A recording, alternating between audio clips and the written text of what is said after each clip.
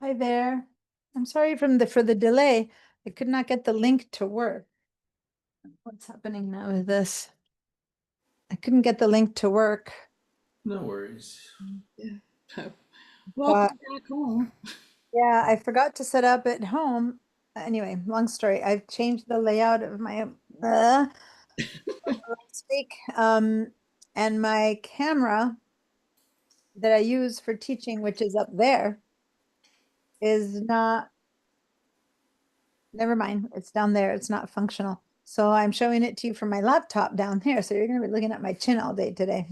That's okay. Until I fix that, I need to give that access. But anyway, which was fine when I was sitting down, but I got tired of sitting down because I've been teaching all day. So I'm standing and suddenly I'm hovering on top of the computer. So it's okay. I can always sit down and then you will see. All right. So I given how few people are attending this class normally, and I got emails from two people who are going to be late today, so I mean, might be us for now. That said, I was trying to read. Anyway, here's my there's someone who is explaining. Um,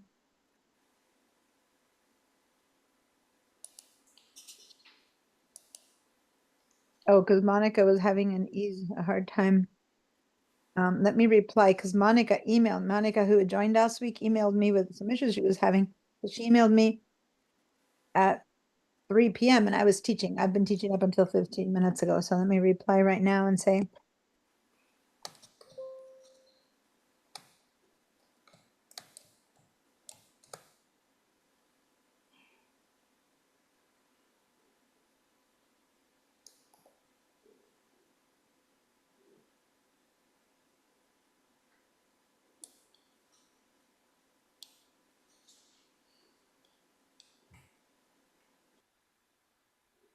okay.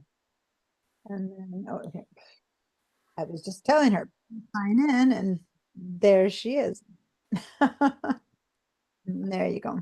Hi, Monica. Um, Hi.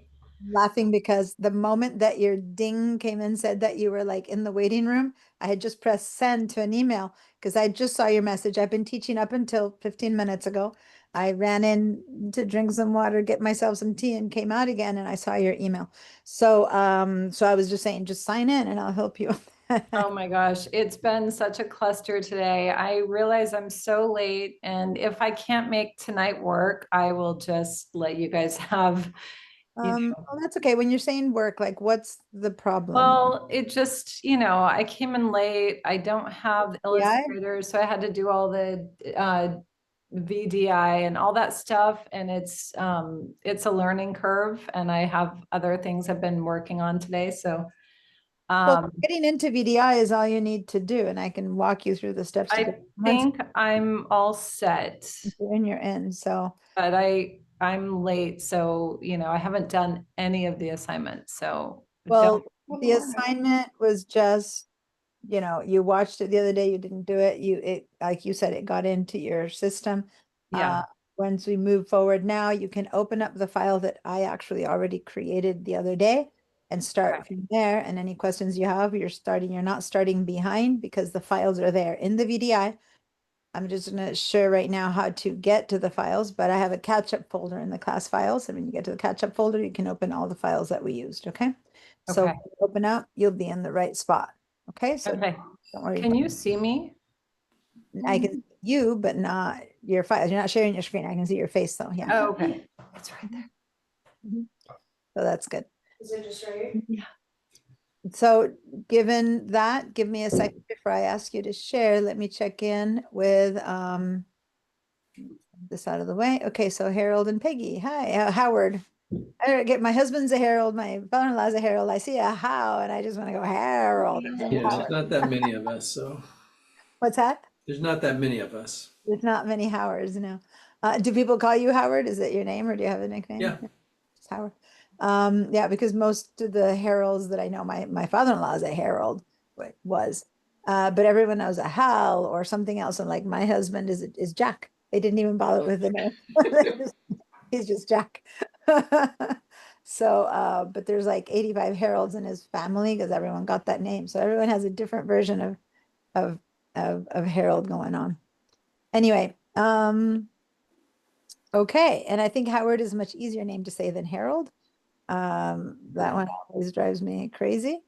But anyway, cool. So if you tried to go, and this is my bad, during the mini time that I had in between both classes, I managed to notice that I didn't set up the recording of last week in our email, in our class files. So last week, last class, Monday's recording is not there. And I don't know how I missed out on that. Clearly, it means that no one had to go to the recordings, which is fine. But if you ever go to the recordings and don't find them, please shoot me an email.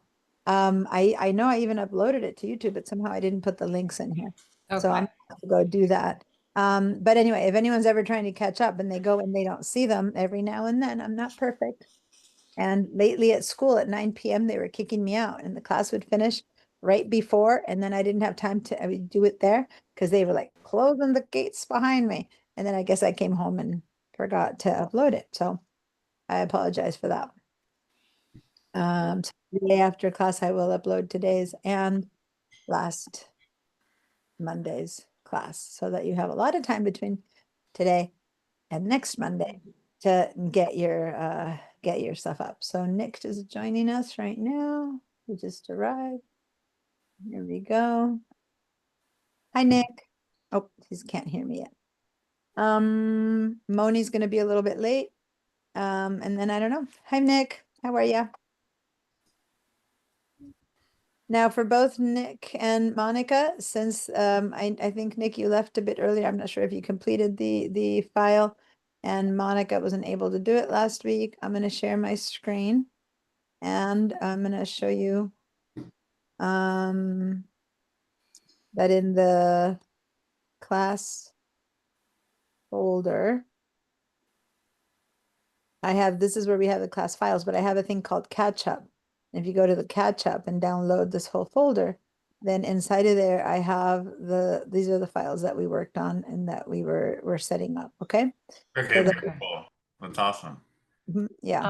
Where do We're- I we're find that not on the seeing I'll computer? show it. Where does it say catch up? Yeah, I'll show it to you up in VDI in a minute. Oh, I guess Well, we aren't seeing the right. there we go. screen. Sorry. There we go. I'll help you in VDI get them for a minute. But Nick, you know how to get to the class files, right? So then this is the catch up folder, and in there, download these 4 files and you'll be good to go. Okay. Thank you. Only thing that's not there is that funky font that I downloaded, but it doesn't matter. You can download your own funky font. Or just use whatever default font comes up. In fact, when you and Monica open up that file, it'll be a good example of showing everyone what happens when you have a font that you don't have. So I'll use that. And now I'm going to stop my share. Monica, can you share yours so that I can show you in VDI how to get to the class? Yeah, let's see. So remind me how to do that again. So go to the Zoom app, and then in the bottom where you mute yourself or unmute yourself, those things down there, you'll see a green arrow that says Mhm. green button. Okay. On that one first, and then another window pops up. In the bottom of that one, you'll see a blue button that has white letters that say share. Okay. There you go. Now you're sharing. Okay, great. So now, go to you said you're in VDI already?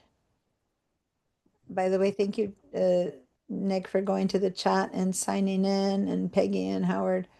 I forgot to sign in myself. So did you already get into VDI? Do you have that tab open? I did have it open, but I'm new to it, so I don't really, I had all the windows open with Illustrator and Photoshop. So you have so many tabs, it's really hard to find out which one of these might be it. None of them look like VDI, but once you get to VDI, I had it open right before I went to Zoom. I don't know which tab it might be. Now, I highly recommend that if it, for any reason, VDI starts lagging or something, you have like 8,500 tabs open, and that might be Oh the my gosh. reason. So you might need to start closing some apps. Anyway, go ahead and put a plus sign. You know what? I'm Right, a in, plus sign right there. Oh, you know what? I know why it's not working because I'm in my other, I'm signed into not my City College one, but the other one because all these tabs were not up today. Does that make sense? well, do you have another window open? Go over here to window and see if you have another window open.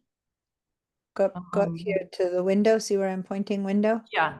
See if there's another window. Oh, you have a lot of windows open. There's Omnissa Horizon, one of those two, that's VDI. Where is it? Down, shows all your open windows. Oh, okay. One of those two hopefully is, there it is. And let's hope let's hope it's still valid or viable. I don't know when you opened it, but we'll see as far as the Google Drive. But let's give it a try. Let's go over here to this little arrow right there. Yeah. And do we see Google? No, which is good. That means you've signed out, so we need to sign in, which is good. So go ahead and here in the search, type Google Drive. Here, Oh, okay. What do I just Google Drive? Drive. And keep going there. Okay, so click on that. And you're going to sign in with the pipeline email. Okay. Sign in. All right. I had all this done before joining class, so I'm This not sure. part- why- Oh, maybe because you had two Omnissa Horizons. Maybe it's in your. Yeah. The other one might be open. Well, you want to try the other one or you just want to Either way, whatever easiest. do it now since we're here?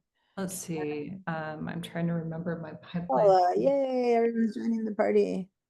SBCC. Which starts at 5. All right. Yeah, pipeline.sbcc.edu. Sorry, I was letting people, Oh, and at pipeline.sbcc.edu. thank you.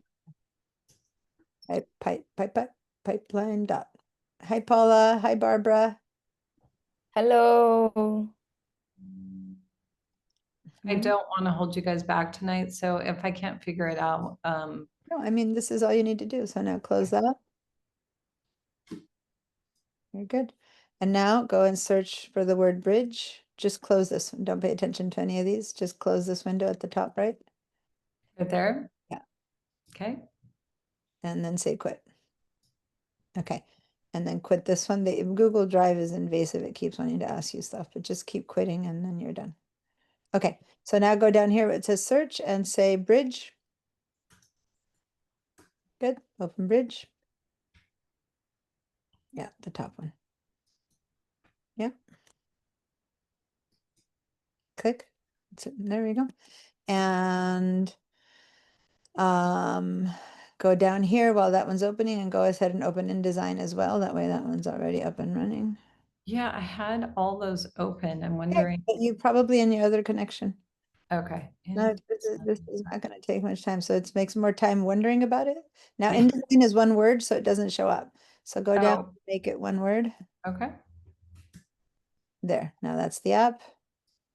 And there you go. So now the only other thing you need to do is go down here. So yeah, click on the Sorry, where? behind this, you need to sign in. This needs to disappear. Click away, click like here or something to make this tab disappear. Like Hold down on. here, click down, like see down here on the tab, just click here. Yeah, it's not. Okay, then delete the InDesign or I'm go not sure. arrow. I'm trying to get rid of this box, but it doesn't have an X, so I'm trying to have you click away from it to have it disappear, but it's not. Let me move this guy. At least delete this InDesign word from here so it stops the search. Maybe then it'll disappear. I don't know why it's stuck there. Okay, just I was hoping you could ignore it. Like if you click over here, it should disappear, but it's not disappearing. Okay, so say okay to that. You're having some weird stuff. I'm telling you. This is close, doesn't matter. So Close, yeah, close it. Okay. close. close. It says that you, yeah, close it. It's not responding when you click on that X. I keep trying. Okay, down to okay then maybe. All right, and then here put in your pipeline email address, the whole thing again. And then, Right, is that in my way? Okay. and this is just permission to use all of the cloud products, and then you'll be done. At pipeline, oops. At pipeline.sbcc.edu. Oops. sbcc.edu. Okay, and one more time. I should have had you just copy paste, but one more time. Oh, shoot. It's okay. At pipeline.sbcc.edu. I usually say Is it pipeline SBCC or? .sbcc, pipeline.sbcc.edu. And then just select it all in case you need to do it one more time and copy, because I think you might have to do it one more time. I'm not sure at this point, we put it so many times. All right, and then say next. Hold on, it's not copying for some reason. Command, are you on a Mac or on a PC? I'm on a Mac. It's Okay, not. so it's Control C because you're on a PC now. So it's Control, Oh, okay. Control C. Because from now on, your shortcuts should need to be used as PC shortcuts. Okay. I Okay. can't get it in the next like 1 minute. Well, I think. InDesign is the one that caused us some issues. Bridge had the same thing and it wasn't causing issues. So let's go ahead and quit InDesign because it's the one that when it opened, it said some weird stuff. So go back to this X and close it and then Okay. just sign this thing just for Bridge. So go to Bridge and here, this one wasn't so copy paste. Good thing I told you to Control Yep. V, Control V, not Command V, Control V. Control V. Okay. Now continue. That was so much easier. Yeah. And then Control V. Okay. It's such a long email, it's better. And then say next. And that'll work. And then you'll open InDesign from inside. So you'll be fine. Ah, I can just come to your next class so I'm not so late and behind and um, I know, thank you so much for trying so hard, but I feel so lame. listen, holding back don't the leave class. yet. Don't leave yet. I'll stop your share. You Okay. go ahead and close these to close out it because Nissa, I was worried that you had it open and sitting there. And when you have it open and sitting there more than 15 minutes, it might have disconnected or something. So close Bridge, sign out for a second of this and then sign in again if you can, or let's go into the other window that you had already and try that. And if that works, it should be a clean. The fact that you have two versions open is also probably a bit of an issue. Mhm. So that's why I was a bit concerned when you said that it was open. So now what? Okay, go here to Chrome again, where you had it open down here in the tab. Okay. Yeah. And here, let's log out. Up here. Not yet. And log out. Okay. And then say okay to log out. And okay. So now this there, I think is the same thing. Let's close that tab. This one. Yeah. No, that's a different one. Okay, so then you're Omnissa Horizon here. I think you have it somewhere else. Okay, go back into this one, Omnissa Horizon, the one next to it. Let me This one. yeah. And then just sign in all over from the beginning again. And I'm going to stop your share and let you do it. And then hopefully it'll work. Okay. Meanwhile, hi everyone. Hi Barbara. Hi Odessa. Hi Paula. And thanks for the patience, you guys. I know that she's so fast on computers that I know she can get it if only everything was working really well. But anyway, can you all give me a little hey ho in the chat that you're here and we'll get going. Okay, now we have a file that we were working on that if you want to go ahead and open, otherwise I'm going to show you where it was and how it was. And if you are able to open the files, if you find the tab or whatever you were before Monica and you connect, then getting the files is easy because they're there in VDI. You don't have to get them, okay? So just let me know you're there and I will and I'll help you at that point. Okay. Okay. Okay. All right. So guys, I'm going to share first the Padlet where you guys had posted all of the updates and everything you were working on. So good job. Nothing in particular new. Sometimes I ask you guys to do a homework, but in this case, it was more like make sure that you are comfy with the stuff that we've been doing. It's getting so dark in here. Let me turn another light on. It's a little bit better. Some light onto the sea. Oh, that's in my eyes. There we go. So there's nothing much to talk about. Sometimes when there's people posting their own work, we get to talk and do some review about that stuff. But now let's just jump into the work we're doing. Just the only thing I'm going to use this for right now is to remind you what we've been doing. We were putting in material, placing in files and resizing them. This was 2 meetings ago, resizing them to fit our box, discovering that the content and the frame are different things. And then last week we started learning about how to control that bleed and how to place things inside or outside of the bleed and when we want it and when we don't want it. And then we went ahead and began to put in different colors. So we created our own colors. We didn't create them completely from scratch. We used the eyedropper and we focused on some part of the photograph to pick up some colors. We got some gold, some greens over here that match the image a bit better just because you kind of picked them up from the existing photo. No one used a different photo, so we all have similar-ish colors. Then this is kind of like a tour de force of InDesign. We've been putting a little bit of each thing. And then we went in and we began applying some font, some text, some type. And then in order to format that type, we went in and chose a font that we didn't have on our computer that we had to go get from the Adobe fonts. And we downloaded that file into our Adobe app. So you download it into the Creative Cloud. So that font goes and becomes available to all of your Adobe applications. Okay. When you use an Adobe font file and you have a subscription, even if you're selling that product, like if you're using that product for sales or something like that, because you're paying for your subscription, is you're paying for that license. So it's okay to use it. And you have to be very careful with fonts. If you suddenly go to the internet and download any font that's cute and looks good, will it be available if it's a screen project? You have to be very careful. If it's a website or something, you have to use websites that will be available when the user wants to use them.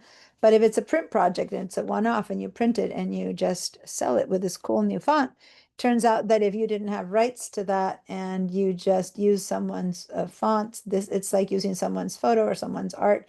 These things are licensed, okay? So you can't, unless you buy license-free, copyright-free, et cetera, be very careful because many times they allow you to use them for personal, like a birthday card or something like that. But when you actually begin to sell it or make money or create a product with that, then you can get into legal trouble. So using the Adobe fonts is one good way to do that.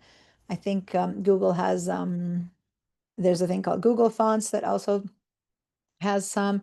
There's quite a few places that you can download free fonts, but a lot of places say free, free. And then when you read the tiny writing in the legal things, it's free for non-commercial processes. And you'd think, well, it's just a brochure. It's a commercial thing. Even if you're not going to make money off of it, it's still considered a commercial thing. Okay. So just be careful with that. I raised my desk so that I could stand because I've been sitting all day, but I'm having a bit of an issue with the fact that you're seeing me from the bottom and I'm not comfy. I might have to sit again, but as long as you can see me, I'll be fine. Okay. So that's kind of what we have been doing. We've been looking at the metadata and discovering that we can tell where the photos come from. And if we want to edit it, we click straight inside of that and it takes us to the original app. And the first day we brought some stuff in from Illustrator, but the last 2 days all we brought is Photoshop and we added a car, took away a car. I think Moni added some horses or something like that. But other than that, we haven't done too much with the photo, but I've seen that if we alter it, it has to be updated or modified. If Monica gets her connection going when she opens the file that I gave her from my last week, she'll be able to share, and you'll see that it won't find the fonts, nor it won't find the files because they'll be pointing towards my files, okay? So I'll show you how to fix that problem. But for now, since you're opening the files that you created yourself, it should find them just fine. So I'm going to go to Bridge, and I'm going to go to my Digital Design Techniques. Over here, I'm finding the Recreate CSI brochure, and it's an INDD document. And the files that are inside that document are kind of strewn all over the place in here. I put these two guys, these two little icons are in the background, these two little windows that we were copying from are in the background. And the Autumn Getty Fields, I have the PSD here somewhere, that one. So one that I'm using. So it's all a bit of a mess. So today we're going to spend a bit more time on this image, trying to find a way to complete it and package it so you can see the entire process from A to Z. And then we'll start honing in on all of the details that right now I'm just kind of quickly glossing over, and start learning independently what are the parts and pieces that go into that might still be missing, like resolution and stuff like that. So we're going to talk about that today quite a bit. All right, so let's open this file from Bridge. You can just double click on it. It'll open into InDesign. Some of you might have left InDesign open since the other day. Who knows? If so, then you're good. I'm going to move my files a bit down because my Zoom tools in the top are in the way, and I can't click on them. Come on, just moving my, I set this up in a way that I'm not really liking it. Are we supposed to be opening up the one that we created or the one you Yeah. created? No, the one that you created. I was just giving it to Monica because she Okay, didn't got have. Is is it the golden field? Is that the one you want us to open? Yeah, Okay. the brochure that we were making with the red. There we go. Sorry, I was just doing that. This one. Okay, Golden Country, whatever we called it, Okay, yeah. with the real funky wine. So who was asking? Monica? Yeah, I got it. You got in? Yeah. Oh, cool. All right. And you found it in the catch-up folder? Yeah. Well, I don't know which folder. Hold on, let me look. Fine. It just says content fall. That's fine. So Okay. let me just do one thing then so that you can save your own files because you're finding it in my files and you Oh, won't be okay. able to save it. So let me stop my share. Can you share your screen? Sure. And I'm going to show you how to get all that in your own drive so Okay. that you can save all your stuff. Okay, so this is Want me to open Bridge? yeah. Oh, but you're doing this in your own computer. Oh, oh, shoot. But if you double click, you don't have anything. But I don't have Bridge on my own computer. Yeah, you did. You've always had Photoshop, Lightroom, and Bridge. That's what you get in Oh, your account. shoot. Okay. So if you double click on that, it wouldn't open anywhere. But I have all of your photos on it. Yeah, because before I knew that you didn't have InDesign, I had led you to downloading all of this. So you have it. Oh, shoot, I didn't know that. Hold on. I had another window open with all of them. Let me find it. Let's see. That's not the one. Go up to That window one? over here. No, I thought we had discovered that you went up to Oh my window. gosh. Had it I on it. just, I got it all working. And Yeah, this so this is the one what that opens up. So close this window or minimize this window. this is what keeps Or- happening. I had it already. Yeah, you have so many windows. I don't know if you need them, if you even know you had all these windows open. Some of these seem repeats. So go to Yeah, these windows weren't open until we were doing class. So it keeps taking me go up back here, to, go up here to window up there. yeah. Yeah, and then choose one of these two omnisas. I don't know which. You're not clicking on it. So go back to window and click on one or the other of these that say Omnissa. Sorry, Oh, I see. okay. One of them is disconnected. Go to the other one in case the other one's better. Let's see, where was I? Okay, go to bridge. This one's fine. This is taking you in. Go to Go to bridge. Bridge? Yeah. Okay, So you have to stop using your personal dock now. That's okay. and you're not gonna. So now see if you can still have it in your paste. Maybe it's still there. Control B. You're in. Yeah, it's still there. Now you can continue. And Control V and continue. And if it works this time, we're good. Oops, hang on 1 second. Okay.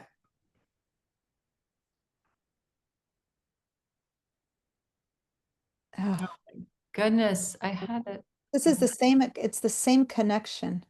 It's the same connection, and these connections are used up. Like you can't keep connecting to an open connection. You have to close out of them.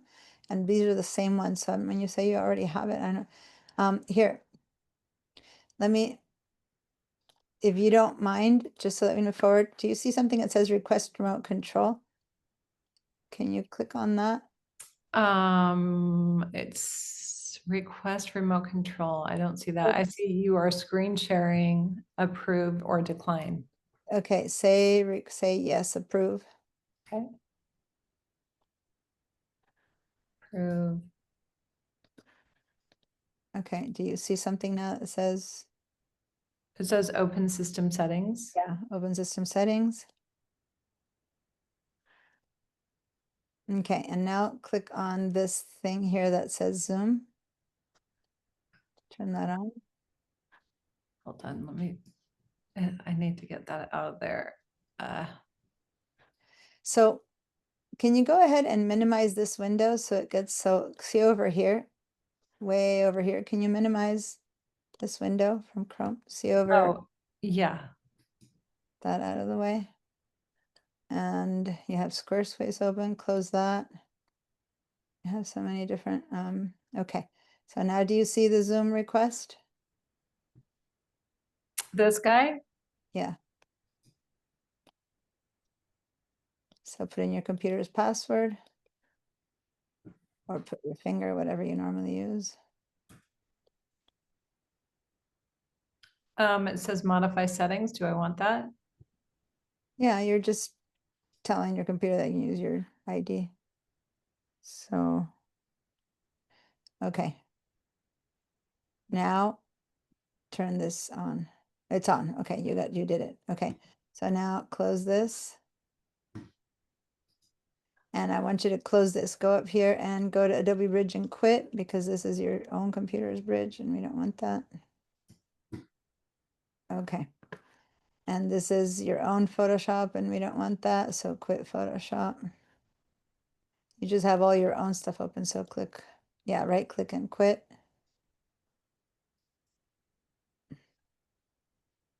Oh. Okay. It's just that you have a ton of windows.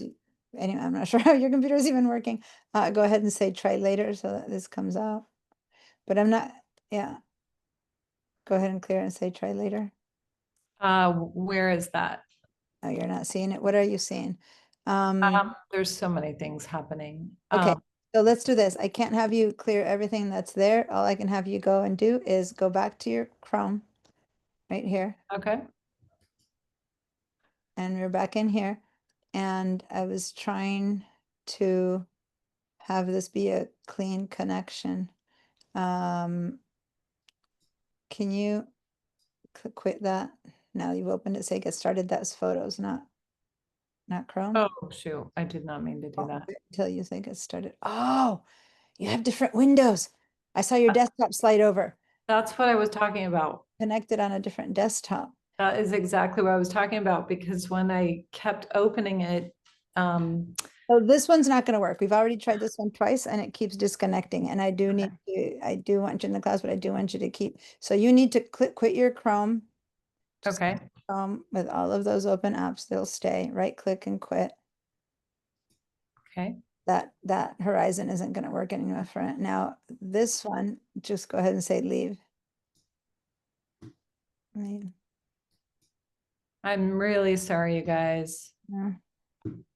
Okay, now you've opened photos, so now you need to quit photos. But We you all won't, been there, so like, you don't leave it. worry. We've been in this They've all Like, been new and they've all oh done. my God, I don't know anything. It's so embarrassing. Go ahead and Really, click on don't get worry. started because you can't close it until you click get started. Do you see get started there? I should know better because I Okay, use now you can Lightroom. Okay.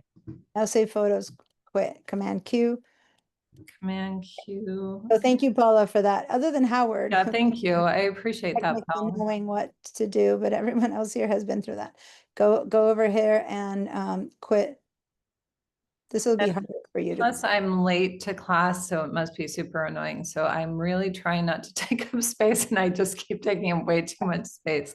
Now, you can close the rest of it. I'm not going to bother with the rest of them. Go back to Chrome and let's see if we can open one new window, one new connection. Okay.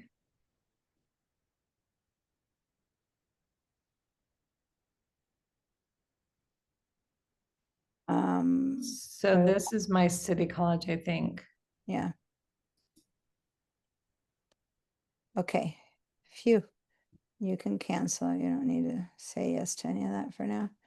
Okay, and now go up here and put vmview.sbcc.edu. Up here? vmview, yeah.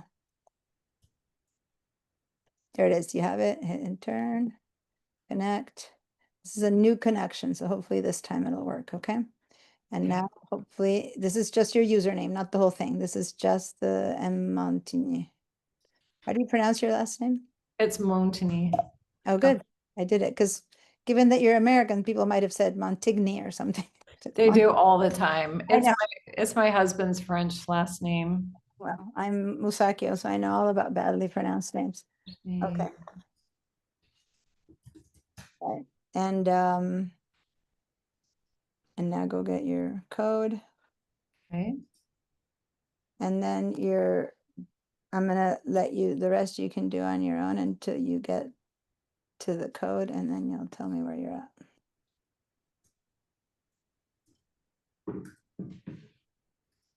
Okay. All right, so student desktop. This is what you just needed, a new connection. Okay. And hopefully, And that was what I was seeing right before I started class, just so you guys know. Like I worked on it for a while today, so it was so Okay. frustrating it wasn't coming up. Okay to everything. Okay. Okay. Okay. Say 3 okays. Okay. And now I'm going to let you open Bridge and sign in. And this time, if it signs in, good. And if it doesn't sign in, then I can't help you anymore. So go to search, open Bridge, and do the sign in with the whole pipeline name. Okay. Go to Bridge first, and design is a bit harder. Okay. So Okay. put in your pipeline. It'll come up in a minute. Well, we'll know in a minute. Just Control V for paste. And if it doesn't paste, then then it went to the other Chrome. So go ahead. Yeah, it's not. Okay, for the other account, which is good. We wanted it to go away. We want that account to go away at pipeline.sbcc.edu. And this time select it all and copy. Thank Is you it- everyone for your patience. Yeah, select all, say Command A, copy. Command V. Control C. You're on a PC now. And then say continue. And then Control V for paste. And then say next, and let's see, this is it. If it works, it works. And it looks like it's gonna work this time. No, okay. Now I truly, if Bridge isn't working with this correct connection that we just did, then that's something you need to handle with tech support, Santa Barbara City College tech support. And I can't do anything about Okay. it. Okay. I really appreciate you guys, and I think I'm gonna sign off and not take any more of your time. All right, well, thank you. If you can still learn by listening, but otherwise, yeah, just your choice if you want to listen in and get.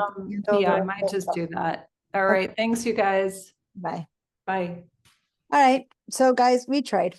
If BDI isn't giving her the apps, she doesn't have the apps, then we're done. Thank you, especially Howard, who you are new and you've caused no problems, and thank you for your patience. As we said, everyone else here has been through the hoops of trying to get in, so they're being patient, but you're just being, really, really appreciate that you're hanging in there. a lot of times people take this one class and then they take many others, so it's worth the effort and the energy to get them going, right? But yeah, there's only so much I can do. If it doesn't work, it doesn't work. Okay, back to InDesign.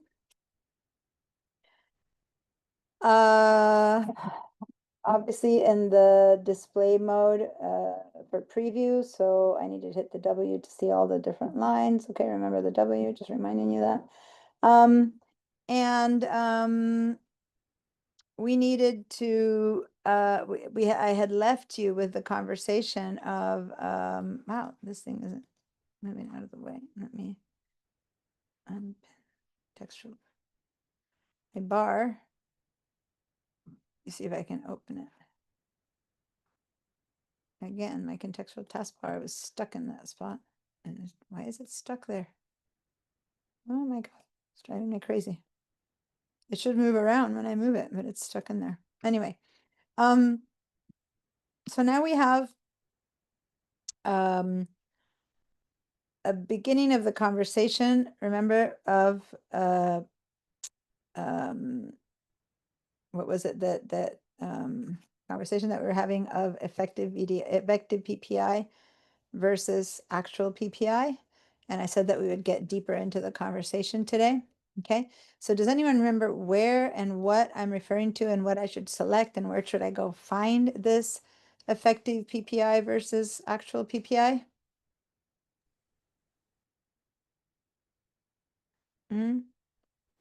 Nope. I Anyone? kind of remember that it was when we imported a image and The links. it had to have more than 300. Yeah, And if both you of make, them, right? and Mhm. it can be much more than that. Yeah, so right now that was happening. You were right about what it is, and Paula mentioned where to find it, which was here in the links, so that's good.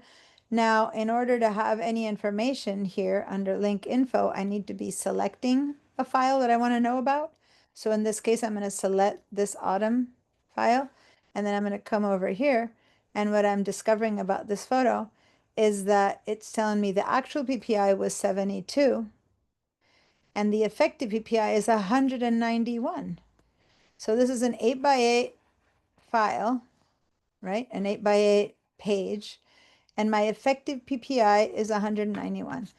Is that going to work? No.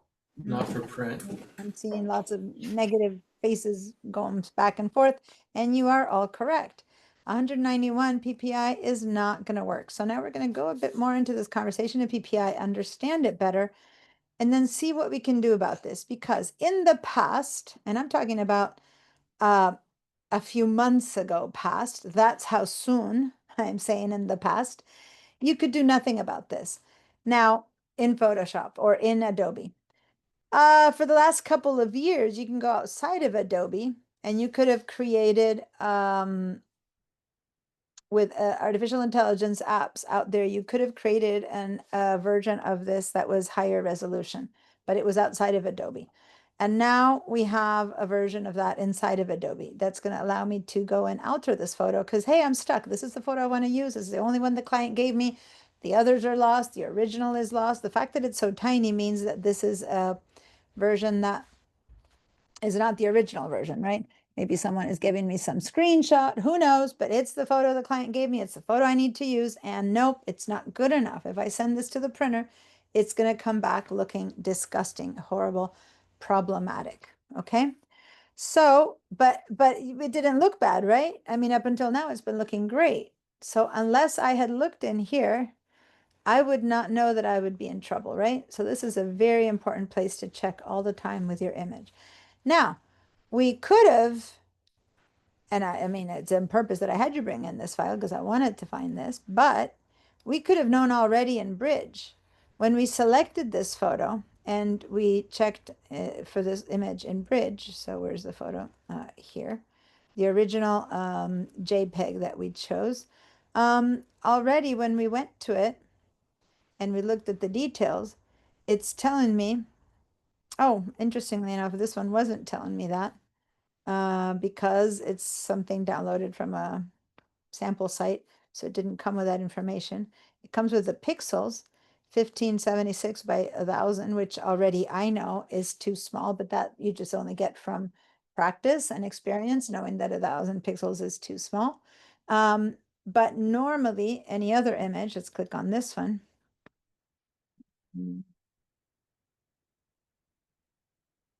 I don't know, this one here, baby feet. No, wow, it's quite a few that it's not. Huh. I guess I did download a lot of these from the same website. And for some reason they have it set up in a way that I can't tell. But here, the citrus one, it would have told me that it was 4000 by 6000, dimensions in inches, 55 by 83 inches at 72. That already tells me that I'm going to bring this number down and I'm going to make it to 300 because it's such a big number of, right? Here, it's coming in. Okay, so I would have been able to find a lot about these things. Now notice that these others that aren't telling me that information, these three that are next to the autumn fields. Hi, Eric. Nice to see you. Hello. So head over to Bridge. We opened the file that we were working in last night, last Monday. And I'm just showing, we're going to be focusing a bit more on the whole effective PPI resolution, that whole conversation today. And I'm just mentioning that these three here, I was expecting them not to have information because if you look at these bizarre file names, this is the type of file names that files have when they get shared with you as a text.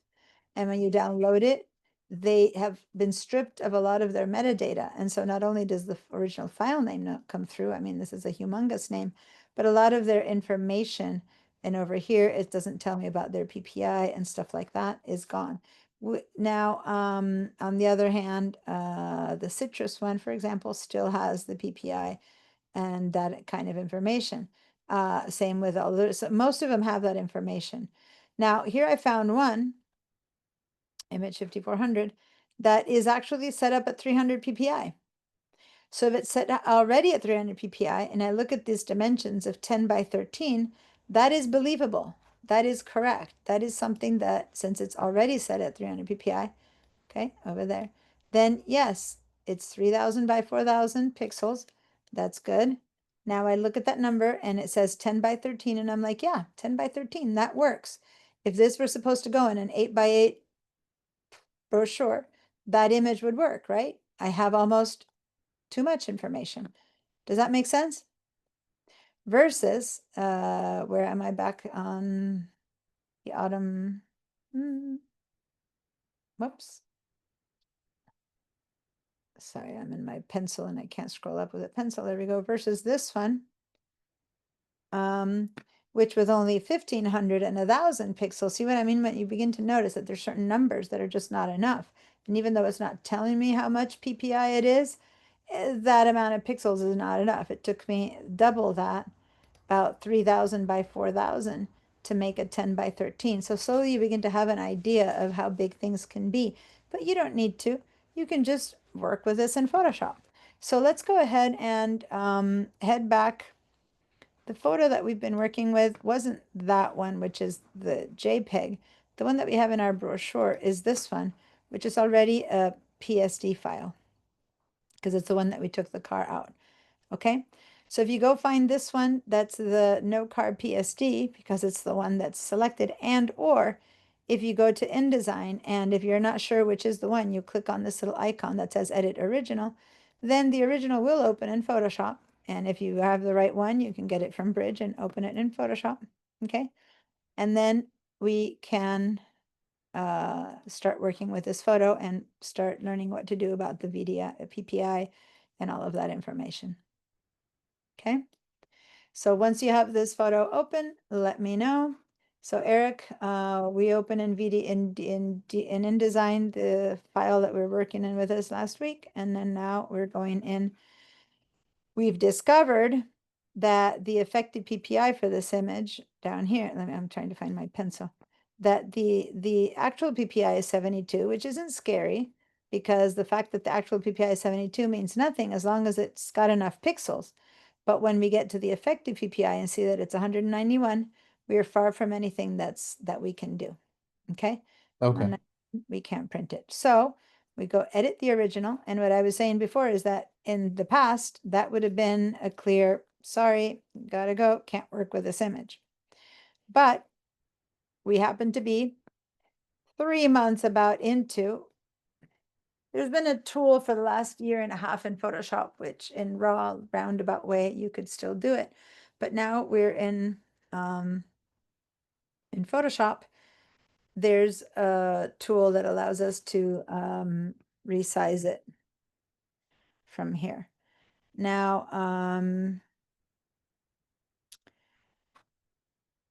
is everyone here? You're all good? You have this file open? All found it? Quick question. When I go to edit original, it opens up in preview. Is that just a setting and You know, that's a setting. It's interesting. That never used to happen before. And now, yeah, I think we need to go to like the settings of each app, I believe. Or it's in InDesign. maybe in Apple settings Are you too? a Mac or a PC person? Mac. It might be a shortcut through Apple. I'm trying to decide because in the past it was never an issue and it became an issue with this last year. And I'm not sure where. I'll try to find it. In one of these places or in the Mac. Otherwise, I'm gonna have to do a Google search. Maybe you can do it while I'm Yeah, explaining I'll things. work on it. There's a place where the edit takes you straight to the Adobe. I'm thinking it's more of an Adobe thing, file handling. I'll do a quick search. Yeah, But can I open this image from just from Bridge? yeah, just open it from Bridge. It doesn't matter. This is just to save you and to make sure you open the right one. But ultimately, if you know where it is, you just double click it from Bridge. The question is to open it. It doesn't matter where you open it from. Okay. But there's something that used to be automatic. It was never an issue that now kind of is disconnected unless you set it up. And since mine is working, I haven't searched where. If you find the solution, let me know because I want to know it because it does come up for people that now the edit doesn't take them straight to the original image. No, I'm sure Okay. it's Googleable. Okay. So here we are in an image that we're gonna have to make bigger. Now, we're gonna have to make bigger, not bigger like more inches. We have to invent pixels. We're gonna have to interpolate this thing and make it bigger through having more pixels created. So remember when we went all the way in, and I'm not sure I did it with this group, but if you do command plus, plus, plus, plus, plus, plus, plus, plus, plus, plus, you get to see the pixels of this image. Remind me because since I taught Photoshop a few weeks ago, this might have been something I did only in Photoshop. But here I am in Photoshop and I'm command Zing my way up, command plusing my way up until I can see the individual pixels. And there's only so many pixels this image has. And if I want to make this work, I need to just create many more pixels. If this pixel is going to have to invent another pixel next to it, and this one another next to it, and this one another next to it, for it to look just as good, but with many more pixels, at least double the amount of pixels, if not triple. So I'm doing command minus minus minus to back out. So this is the conversation that I had you guys read a bit on the handout, and now we're going to spend a bit more time talking about it. So let's just talk about the width of this image. The width of this image has 1500 pixels. Let's round it out to 1500 pixels. Okay, everyone with me on that? Now, there's a ruler that you might or not have turned on. If you turn it on, it's Command R or Control R to turn on the ruler. Now this ruler here is in pixel format. So if you have it in inches or something like that, let me know. But as you can see, it says 0 to about 1500 and a bit more, 1600-ish, okay? Are you seeing that or not? Paula, you look a little bit confused. Under Control R gives us the ruler, or go up to View and turn on the rulers that way. So if you're in Sorry, I'm inches, just trying to add something here, the layers. That's why I look confused. Okay. mine's in inches, so where would I? Okay. So if it's in inches, it's okay. We're actually going to turn it into inches, but otherwise just go to the ruler, right click and change it from inches to pixels, or right click from pixels to inches. Okay.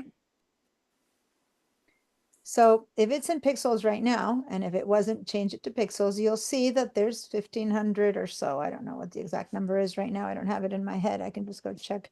But trust me, we're near 1500 pixels. Okay. You're good with me, Paula, following? Barbara, Odessa? You disappeared from the video. I want to make sure you're still there. Eric, you're good. Okay. So for this to print in good quality, I need 300 pixels in each one of these inches. But if I right click and say inches, this is showing me that it's 22 inches wide. It's like, oh, okay, I already have 22. If my thing is 8 by 8, I would be fine. But the problem is that if I were to take how many pixels are from here to here, which is 1 inch, so I say go from 10 to 11 down here, and I can bring in a little guide so you can look at this better. Here, I'm going to go from 10. You don't need to do a guide. I'm just showing you. If I were to grab this little bit right there, right? If I could zoom into it, I'm going to zoom in. This is demo. You don't need to do this. It's just for understanding the concept. If I zoom in, I can now count. If I were to sit and have the patients, I could count 72 pixels in that inch worth of image. Does that make sense? All yes, good with that? Paula? Guys, that's what I have. Yes, Yeah. yes. 72. You got to trust me that it's 72 because that's what this image says it is set up. And that means that that's not enough pixels to make this look good. I need 300 of them packed into this 1 inch for that image to print correctly. I need much more definition. Otherwise, it's going to look like this. It's going to look kind of fuzzy and icky. Now, the reason we can't tell is because on screen, I'm going to go Command 0, it all looks so good because screen doesn't need more than 72 pixels per inch to look good. So it's looking great. And there's no way to tell other than understanding the numbers that this wouldn't work. Does that make sense? You'd have to just know that 72 is not enough. So we need to pack all those pixels, crunch them. And the best example I have you ever eaten gum? Put a piece of gum in your mouth, right? And you know how you chew, chew, chew, and you make it really tight little ball of gum, and it's so much gum is compacted, and you have this teensy little ball. That same gum, you could stretch it out, and blow a bubble, and suddenly you have a lot of bubble. It's the same amount of gum. So the gum is our pixels, and we can either compress them really tight and get a tiny ball, or we can spread them out and get a really thin little bubble that's going to explode all over our face and, you know, all those fun things. But it's the same amount of gum, right? It just stretches out or it compacts. And in this case, we have a very stretched out piece of gum. A lot of pixels are stretched thin. We need to compress them. We need to tighten them up. And when we do that, when we grab all those 1500 and scrunch them in to get 301 inch, we're going to end up with a much smaller photograph. Does that make sense now? So if all those pixels get divided. So if you get 1500 and you were someone who is good with math and divides that by 3, by 300, you'd get a number. Well, I could use a calculator or I could use Photoshop. And I'm going to use Photoshop this time. So I'm going to go to image, image size. Everyone head over to image, image size. And here we have a file, a place that's going to make these calculations for us. So give me a yes if you get to the image size toolbox. All right. So let's pay attention a little bit to what this box is saying. First of all, I'm going to make it a little bit bigger. That doesn't make any difference because that doesn't get any bigger, so it doesn't matter. But the reason this matters only is if you're trying to look at the quality of the image that you're making. But other than that, it doesn't matter if you make it much bigger or not, because this detail doesn't get any bigger. All right. Is this being shared, by the way? My image size box is being shared? Because sometimes pop-up boxes don't get shared. Yes. Okay. Yeah. All right, good. So here we have 1,576 pixels. So we're going to just keep remembering one of these. So about 1,500 pixels. The image size, so the file size that sits in my computer occupying computer space is 4.74 megabytes. Over here, right now, I have width, height, and resolution connected. If this is the first time you open this window, you might have this turned on, and then you only have width and height connected. So depending on whether this is turned on or not, it's a different conversation. So the first thing we always need to do here is turn that one off. Like 100% of the time, just turn. Really? Yep. Whoops. For now, we turn it off. It's a very important box and it should be at the top. Like, what are you doing? Resampling or not? Boom. And then you see the rest, but it's down here. And resampling or not resampling is a big, big difference to this computer.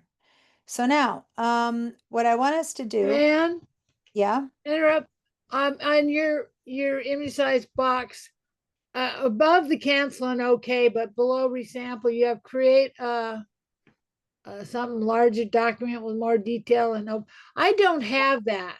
I don't show that on mine. that's fine. I have Photoshop 2026. You might have Oh, Photoshop okay. 25. I updated on this computer to 2026. That okay. That's right. I was That's using right. 2025. So Thank- this is the new tool that if you have 2026, you can use it. But if you don't, I'm going to show you a different way because I know many of you guys don't have 2026 set up. But this is that new tool that I just told you is new to Photoshop. It just literally a week ago it became available. Before it was in Photoshop beta. And now it's been a week since Photoshop 2026 can be downloaded and anyone can use this tool. But for, the past 20 or 30 years, this has not been usable. This box has been around for 30 years with slight changes. This is the first big change in it. All right, so let's read with this turned off, with resample turned off. What we're doing is not resampling, we are resizing. So this image size that we're about to do right now is called a resize. So this is very important. So everyone who's not here, not watching, this is the key explanation for everything. So Paula, I hope you're around and listening, because sometimes when you turn off your videos because you're busy, and I know that this was confusing to you. But let's see. Let me get the feedback. So watch what's going to happen. If what I say is that many pixels crunched, divided by little box bits of 72, I get 21 inches. What's going to happen if I have to put them into little boxes of 300 of them? If I write 300, well, it turns out that now the width of my image can only be 5 inches wide. Does that make sense? Just grabbed all that stuff and crunched it, and I get, instead of, you see, So 72. it's changing the size of the photo by changing the size of the pixels. It's not So adding pixels or taking them away. It's Not. squishing them. It's switching them. So it's like the bubble gum that you scrunch or you take away, but you have not added gum to your mouth to make a bigger bubble. It's the same amount of pixels. You're just rearranging how much they fit in an inch. So there's no change here in pixels dimensions. There's no change in image size. The only change is happening here, and it's a resize. Now, just watch this portion for a second. I'm going to go back to 72. So I'm going to leave it as it was, or maybe I'm going to say cancel. And I'm going to show you something really quickly. If I wanted to get a little preview of how this is going to print, I'm going to do a Command or Control P. Just watch for a second. And what's showing up here is that this is an 8.5 by 11 page. We all know what that looks like size-wise. Yeah. And this, if this is 8.5, right? basically it's showing me that I can't print this image, right? Because it's a 22-inch wide picture. See how it's showing me that it would only print a part of it? Does that make sense? Because at 72 ppi, it's set to be a 22-inch wide image. So I would have to print that and glue it, cut it, print that, glue it, and cut it, so to say, if I wanted to. But the problem is, or I'd have to print with bigger paper. But the problem is that it's not telling me anywhere that this isn't big enough to look good.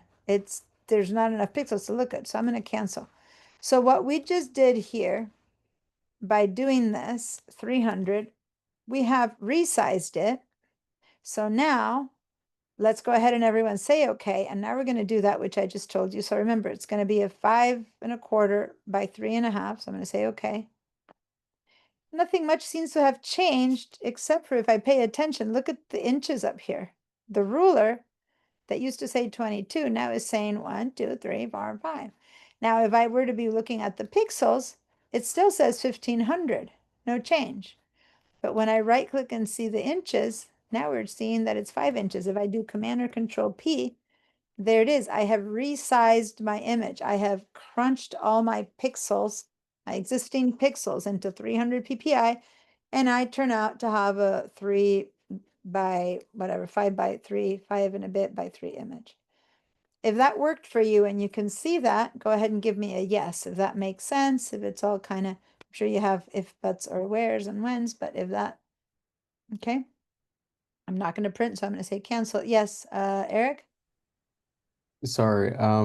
So I definitely understand like what happened. I didn't really understand the resample section. When do we use that?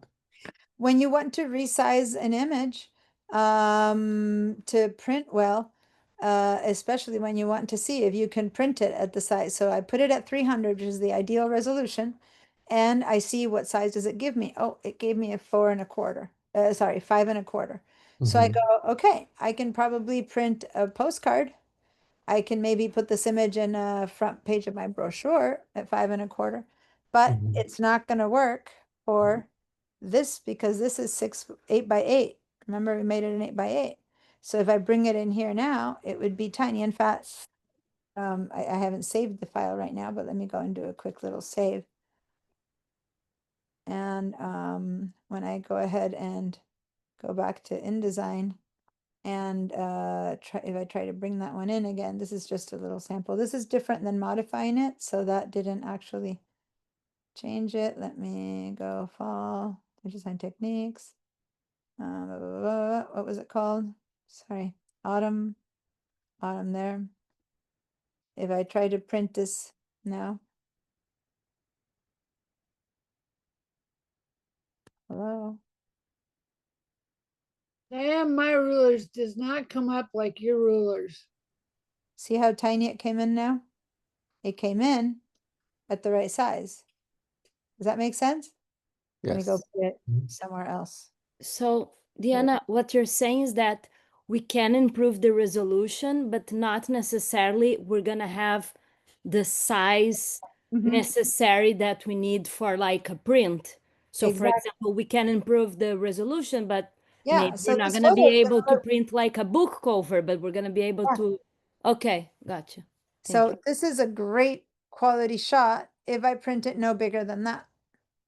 Now, if you read the article though, there was a different number that they gave you as the biggest it could be. Does anyone remember what that number was?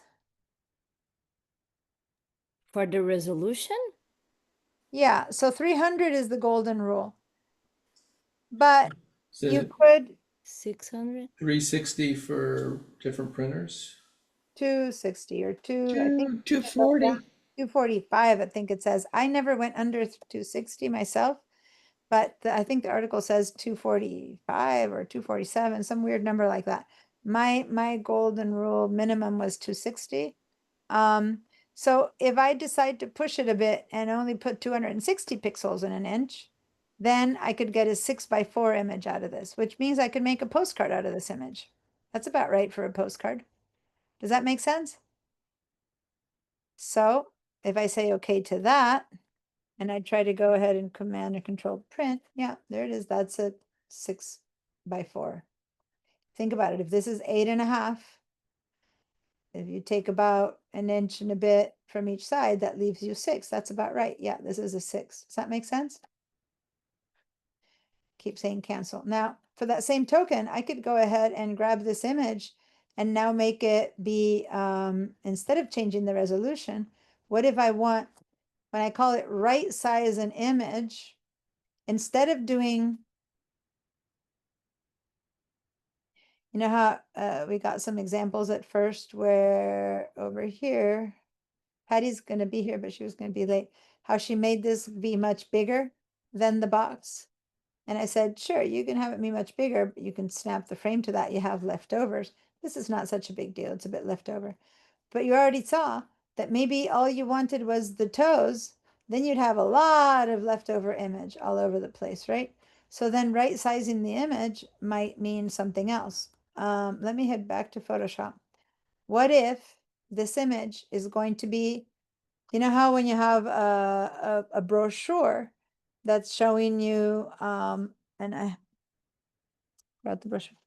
Hold on, I had brought the brochures in from the class that I showed you the other day, but I have other material here to show you, but let me just show you this one here. So this is a little, let me stop the share for a second. So here I have a little postcard. Okay, where's the photo? Here. Ah, so sorry for the mess behind me, but I need to turn off the blur so that you can see this. Okay, so here's a postcard. This is a 4x6 postcard. How many photos are in here? It's 3 photos. So if this is 6, this is probably 2, 4, 6, right? So this is probably a 2-inch photo, 2 by 3-ish, so to say, right? Okay, so what if this image that I am working with right now, let me share again.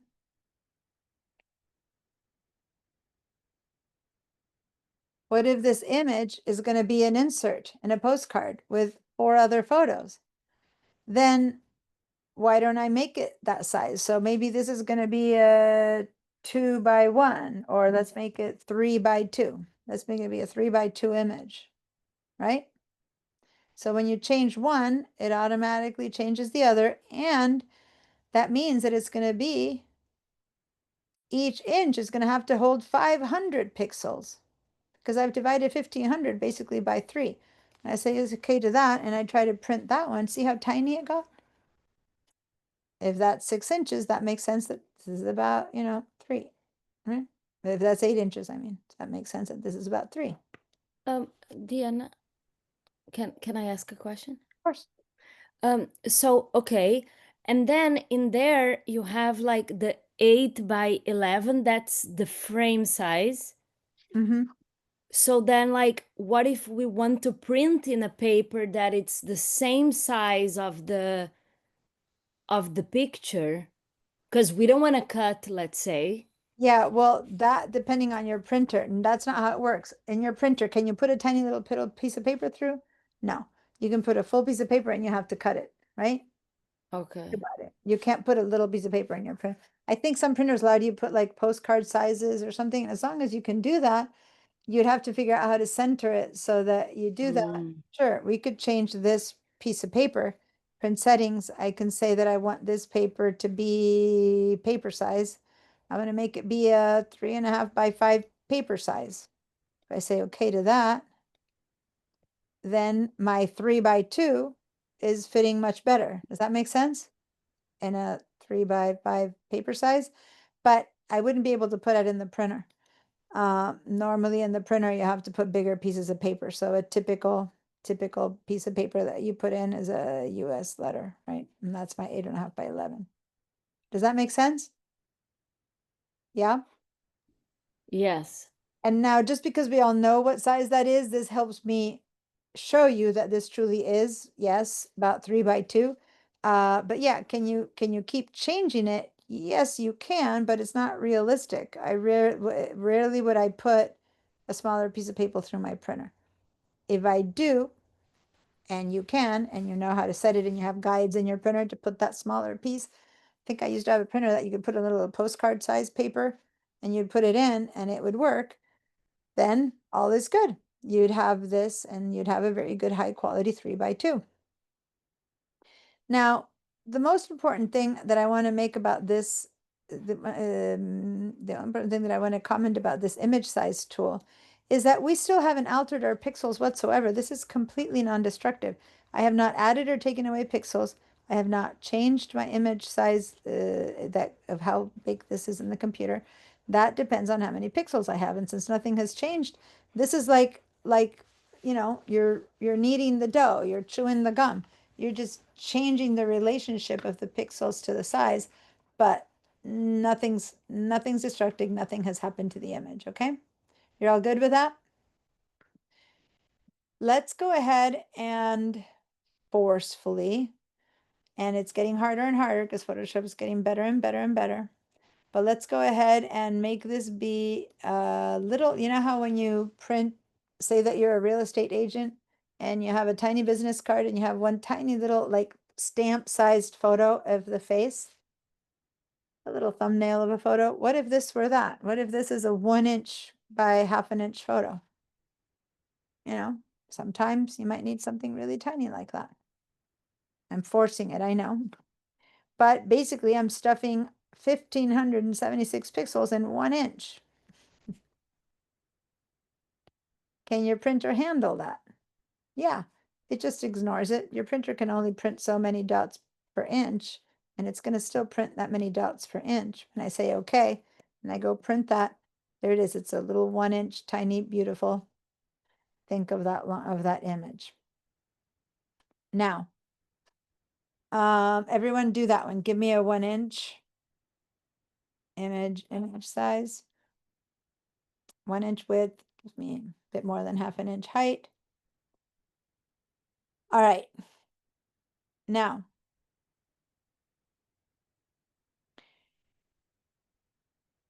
if instead this is all I have, say that this is the image that I have, and I hit the resample.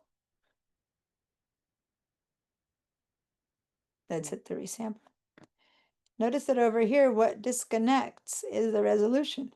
Width and height still stays proportional. The resolution got disconnected from that. So if I were to say, and this is a very exaggerated example, I'm going to resample because I want to, for some reason I forgot, I left it turned on, who knows, or on purpose, I want to resample because I want it bigger. What if now we want to go back to having this be those original 22 inches or something like that, that I was told originally it could be? Well, Photoshop is happy to give you that. It put in all the pixels it needs. Look at over here, 3,400, 662 pixels. Look at what, don't say okay to this, it'll kill your computer. What was 4 megabytes turned into a 2.24 gigabytes. Photoshop's like, sure, I'll give you what you need. But look at how it breaks the quality. Now, this is extremely exaggerated. What if we said, okay, I didn't want it that big. Let's make it be only 10 inches big. Now, it's 400 megabytes from 4 that it was, and it's had to add about 10,000 pixels. It used to be 1,500 pixels. Now it added 10,000 pixels. So Photoshop keeps complying and goes, sure, I'll add them. But see how bad the quality of the image ends up looking? Again, I'm exaggerating because normally it wouldn't want this much, but sometimes we just want to stretch it a little bit or not. This is called resampling, upsampling because we're going up. When we go down, it's downsampling, but basically you're resampling. And so Photoshop is looking and going, okay, let me put some more pixels that are brown next to the brown ones, some more green ones next to the green, some more yellow next to the yellow. Here, lady, here's your image. Now, in the past, if all I wanted to do was add a little inch to stretch the image, this is the quality that I got. Now I'm talking many, many years ago. Over the years, the resampling has gotten better and better and better. And this effect that I'm showing you is much more subtle, but it's still happening. So let's go back and put this at 72, which is what we originally started with. or, and by now I forgot, let's cancel because I don't remember what the original one was. No, let's hit the, undo the resample, leave this at 72, and that shows me 21. So now we're back at the original image, right? Put it back to 72, turn off the resample, and that's what it was. It was almost 22. It's 21 inches. So now let's click the resample on again. Let's say 300 because we want it to be good quality. But if it was normally going to give me a, was it an 8-inch? No, it was going to give us a 5-inch image. Let's say that we want it to be only 7 inches wider. So by default, without resampling, if I have 300 PPI, it's going to give me 5 inches. And I go, I just need a little bit more, just a bit more. I just need it to be 6.5 inches, maybe 7. Does that make sense? So I hit resample and I click on this and I say 7. It turns into a 7x4 image. And, or since we want, one is 8, you know, we actually want 8. So let's use 8, which is our real example. We wanted it to be 8 inches wide.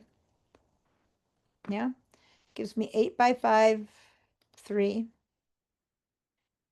What it's done is it went from almost 5 megabytes to 11 megabytes. So it got a little bit bigger than double in size. And here I had 1500 pixels. Now I have 2400 pixels. So it basically added 1000 pixels per side. Does that make sense? What's happening? So this is more reasonable request. It's a reasonable request. When I click, and in the past, this would not have been reasonable. This would have been impossible. But the resampling engines are getting better and better. And if I click at the before and after, you'll have to see it on your computer, but trust me, watch for a minute. Just watch, let me show you. Here it says 100%. My hand is floating. This is the after. This is what it's going to look like now. If I click my mouse, that's the before and after. Before and after. So you see how there's a slight change? So even though we think there's not much change, there is a change. Okay. And where do you get the before and after? Look, my mouse is hovering. I'm not clicking. Yeah. I'm gonna click, and let go. Click and let go. And it's so subtle that unless you're really paying attention, you won't see it. I can zoom into more than 200 and then click before and after, You see that? Or maybe it's the other way around, after and before, whichever is better. But that's basically showing me that even though it's subtle, there is a difference. But if I were to say, okay, right now, this image could probably handle it. Why do I say this image? This image has so much little detail, so much little stuff, that if there's any weird stuff, it's going to hide amongst all of the detail. If I had done this with a very smooth sky or smooth background, it would already begin to look a bit pixelated. But all those little pixels that I'm seeing are going to hide amongst all this greenery and all this forest. And basically, I can get away with it right now. Okay? I could probably say okay to that and use this image. Although, to say the truth, 8.5 by 5, was that proportion going to fit? Yeah, because it fit here, 8.5 by 5. So this would work. Would I recommend doing that? I would have never in the past recommended that. I went from 5.25 to 8. We're asking for almost double, not really double, but a big portion. Photoshop is handling it pretty well. Maybe what I would do is I would leave it at 8, but I would give it the minimum 260. And then there's less of a push at how much it's inventing, right? And then if I were to say okay with that, I'd feel better. We're adding 1000 pixels to something that used to be 1500. We're adding 1000 pixels. That's a lot, but Photoshop can probably handle that pretty well right now. So for small amounts of upgrading, I would say go for it. Something I would have never been able to say before. This is good enough. So this image now is going to be good enough to fit into my InDesign without So excuse me, so you would use resample if you were making a little larger. a little larger, yeah. And this is quite a bit larger. I mean, before even 1/4 of an inch was visible. If I'd done this many inches, let's say 10 years ago, it would look disgusting, like the example I showed you before. Now I'm going from 5¼ to 8, it's a lot more, and the image is still holding pretty well. You know what I mean? That's crazy. That's really nice though, that you Yeah. can do that now. Yeah. But, and here's the good news, there's a new tool, okay? Generative upscale, that Oh, that say that you generator can too. all use it. Now I'm going to show it a different version, but there's another image that I can show it with you that has another version that we've been using for the last 1.5 years, where you can double the amount of pixels and it looks identical. Now this I'm Oh, I want to see that. okay. So if I now say okay to this, so if everyone's got these numbers down, that's the minimal amount of resolution for it to still look good, but I've made the width be 8 inches. Our document was 8 inches. Oh, wait, wait. Stop. Hold your horses. Hold your horses. Big learning moment. If my trim size was 8 inches, what size does my photo have to be? Can it be 8 inches? 8¼ Yeah. Thank you, Howard. welcome. 8¼ because I have to add 1/8 of an inch and 1/8 of an inch for the bleed all around, okay? So 8 is not enough. 8 would hit the bleed, okay? If I want this file to be the right size, I need to give it 8¼ So in Photoshop, let me go and put 8.25. There we go. So I'm making it be 260, 8.25. I have added more than 1,000 pixels. Well, no, because it was 1570. So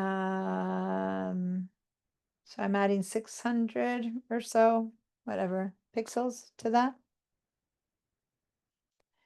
My file size is almost doubling, but not really. You gotta have an adding machine up there on the screen or next to you. Yeah, it doesn't matter. Photoshop is, I'm not even thinking about it. All of this could have been calculated with a calculator, but we don't have to. And I'm gonna say okay to that. Now was this a destructive or a non-destructive modification? Destructive. Very destructive, okay? And here's the danger that if I don't say anything about it and I save this file in the future, I might go, oh, let me use this picture and work it with something else. And I need to make it a bit bigger. And then I would make it bigger again, because this time I want to use it in my 10x10 poster. And then I go, oh, let me add it to my 10x13 poster. And I'm working with something that should have been 5x5. So each time it degrades more and more and more. Does that make sense? So you want to be very careful when you do this to not do this for everything, but to just do it carefully and mark it really well that you're doing it, okay? And then in the file name, you have to change that file name, make it sure some way or another that this, so I'm going to go to this background here and I'm going to change this name over here and double click and I'm going to call this one resampled almost double or something like that. I can put the exact numbers. Or upsampled. Upsampled. So when I open this file, I'll have, if I didn't change the file name yet, I would at least maybe hopefully pay attention to that. Yeah. Because this isn't something that I could just have copied my layer and done it to a different layer. This is happening down in the depths to the entire file. Okay, the entire file has doubled. So it's a very destructive. And I will later go into the file and change the name and make sure that I do that. Cool. So now I have made this file. If I look at my arrow, 8¼ inches big. And if I were to go into one of those inches and count, I would count 260 pixels in that inch. Okay, so let's save that file. Command or Control S. So that's a big upscale. I'm going to head over to InDesign. And surprisingly enough, nothing here seems to be thinking that something's wrong. But if you look down here, the actual PPI has changed. Actual is 260, effective is 260. I have actually changed my file. It's just considering it's a different file. See what I mean? It isn't like 72 to 260. I have actually added pixels. So this fits exactly right for 260, which is not 300, but it's good enough. I wouldn't, if this were like a really important project, like my coffee table book cover, I would never do this. Just so you know. Some people can really tell the difference, but in a brochure, in a postcard, go for it. That worked. More correctly, what I would do, I would use one of the tools to give it an AI upgrade and then compare them and see which one looks better. All right, if all of this worked, if you're good with it, if you see that in your effective PPI and actual PPI, it says 260. So you have truly changed it. It is the actual PPI, otherwise should be staying at 260 and this would change back and forth. No, no, no, this is the entire file truly changed. If that's working and everything is good, give me a yes. If you have any questions, let me know. A quick question. So I had to modify another file from Bridge from somewhere. So can I delete my original file and then drop this file in? Hi, Patty. Thanks for joining us. I know you'd mentioned you'd be joining us late, so thanks for letting me know and thanks for being here. And we just finished doing a whole thing that definitely as we practice more, I'll talk about it again. But what we just did was pretty crucial for resolution and upscaling and resampling. So don't forget to watch that first, not the first half hour because I was helping someone with tech stuff and it didn't work.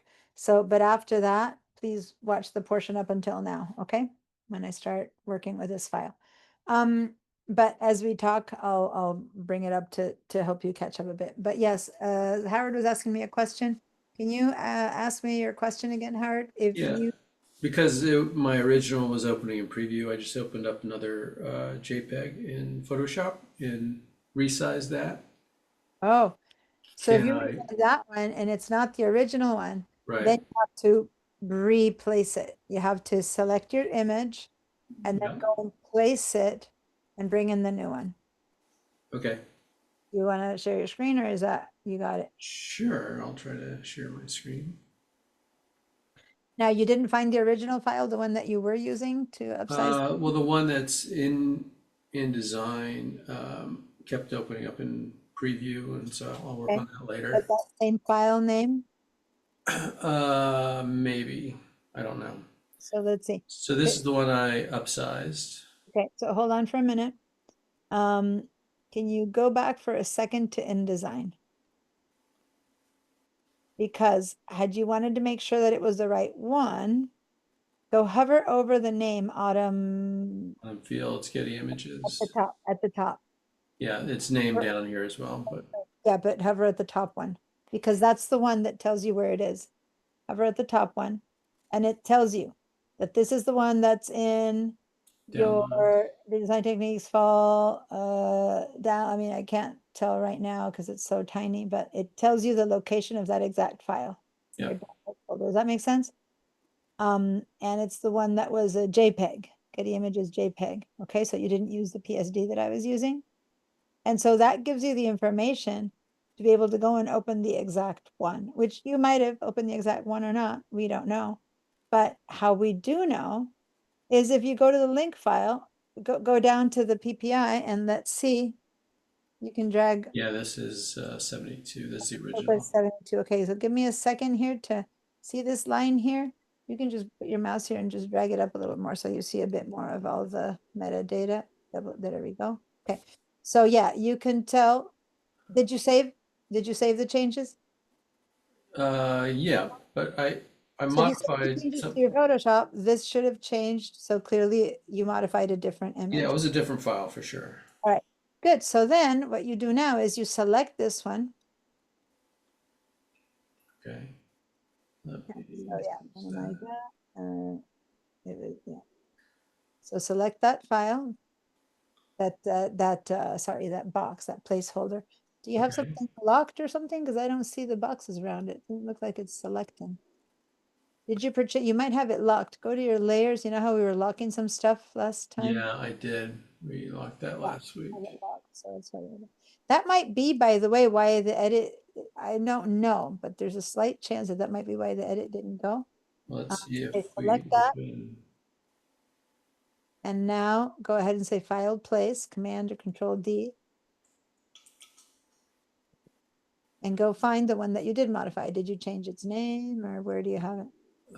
It's this one here, Photoshop. 632.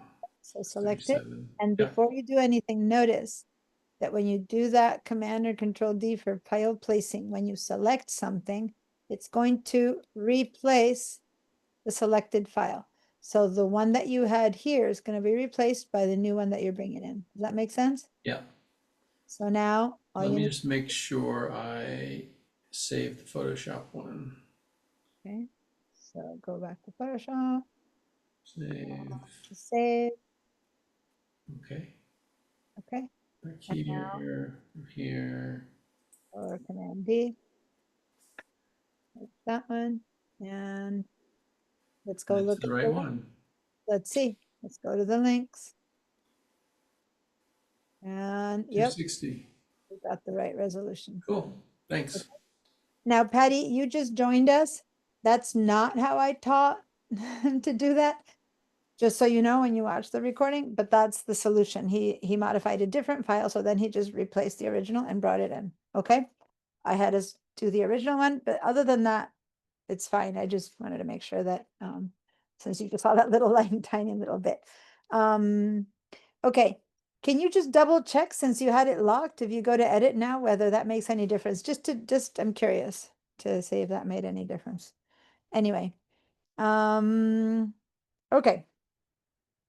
So guys, this was this is important to understand that we did something pretty destructive to our Photoshop file. So let me share my screen. And I'm going to share the entire window for a second.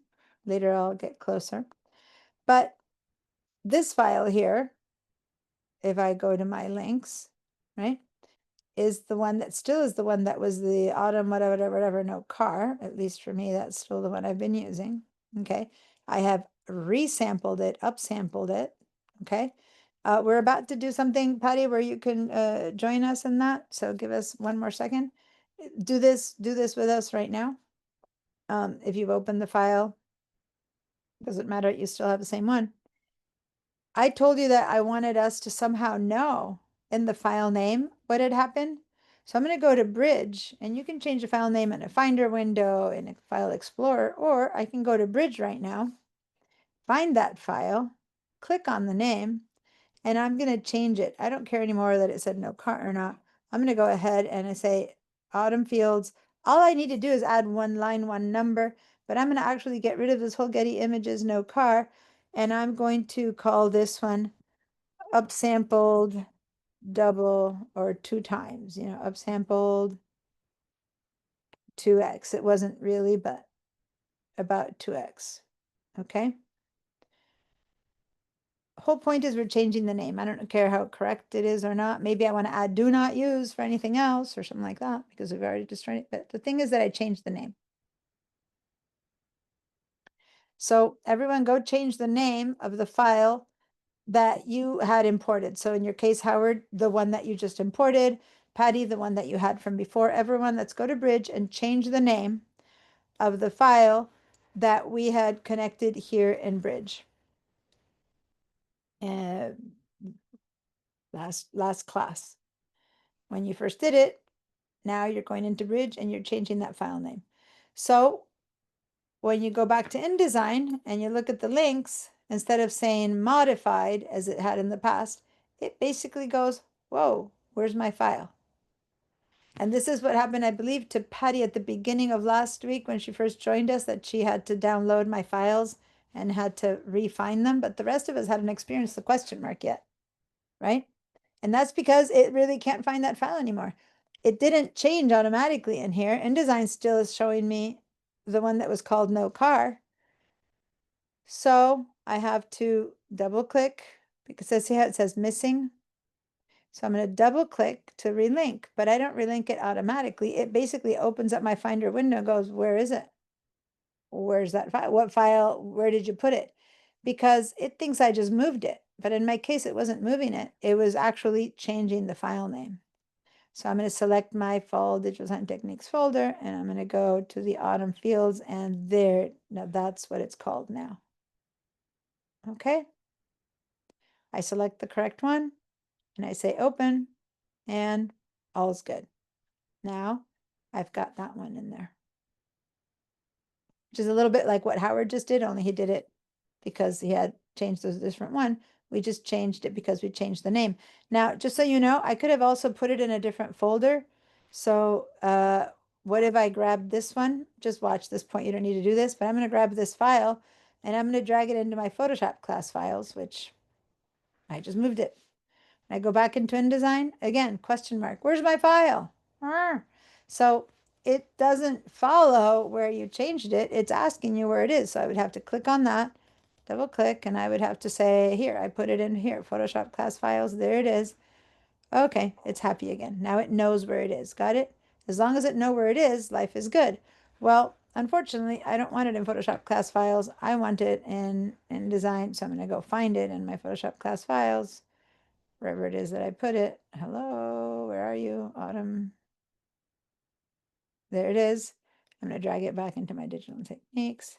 And now I go back to InDesign, and once again, I can't find it. So once again, I'm going to double click. And once again, I'm going to find it in Digital Design Techniques. There it is. Okay, so if you move it, if you change its file name, even by one space, one number, one dot, it just can't find it anymore. All right, if you've all done this back and forth, and I have forgotten to ask you for screenshots, so let's go for it. Let's do some screenshots. And oh, file name changes. How do we do a screenshot of this? But mainly, let's do a screenshot of that, A, because it has the new file name, but B, because it shows us that it's now the effective and the actual PPI and the effective PPI have changed. And I'm going to just do a little bit of this one because there's not much change in the image. It's about the actual PPI and effective PPI, which is everything we did earlier. And then the fact up there that we changed the file name. And let me give you guys the Padlet name, link, I mean. Here's the chat. Here we go.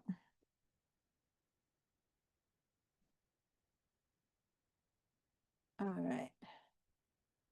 Let's go to the chat. Let's go over here and let's post this because I had forgotten to ask you to post all class long.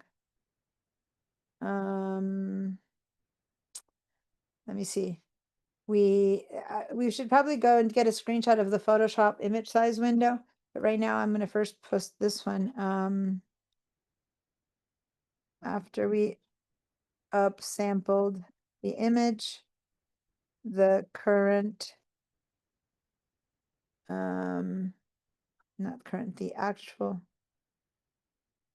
PPI and the effective PPI are the new ones that we adapted or that we modified, I guess, in Photoshop.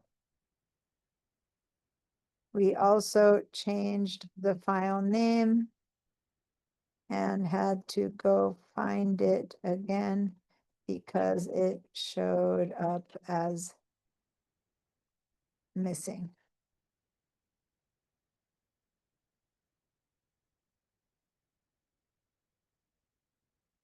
And I'm going to go back into Photoshop and open the image size box where we did so many different things. And I'm going to grab this part of it and just say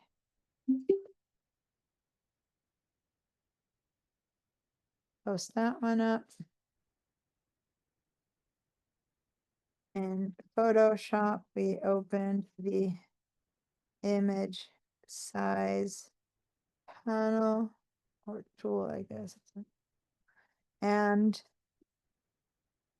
resized up and down without doing any destructive modifications. But the moment we clicked on the resample box, then each change was a destructive modification. We upsampled the image almost 2 times and made the image fit the 8x8 document before it was only able to fit a 5.25 document.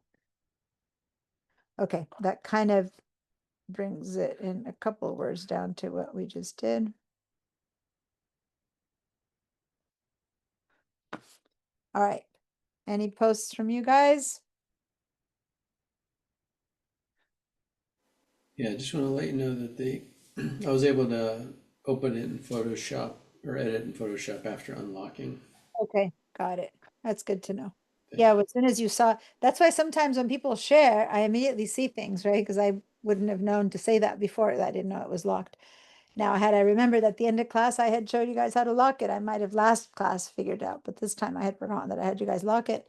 So yeah, as soon as I locked, I'm like, uh-oh, that might be what happened.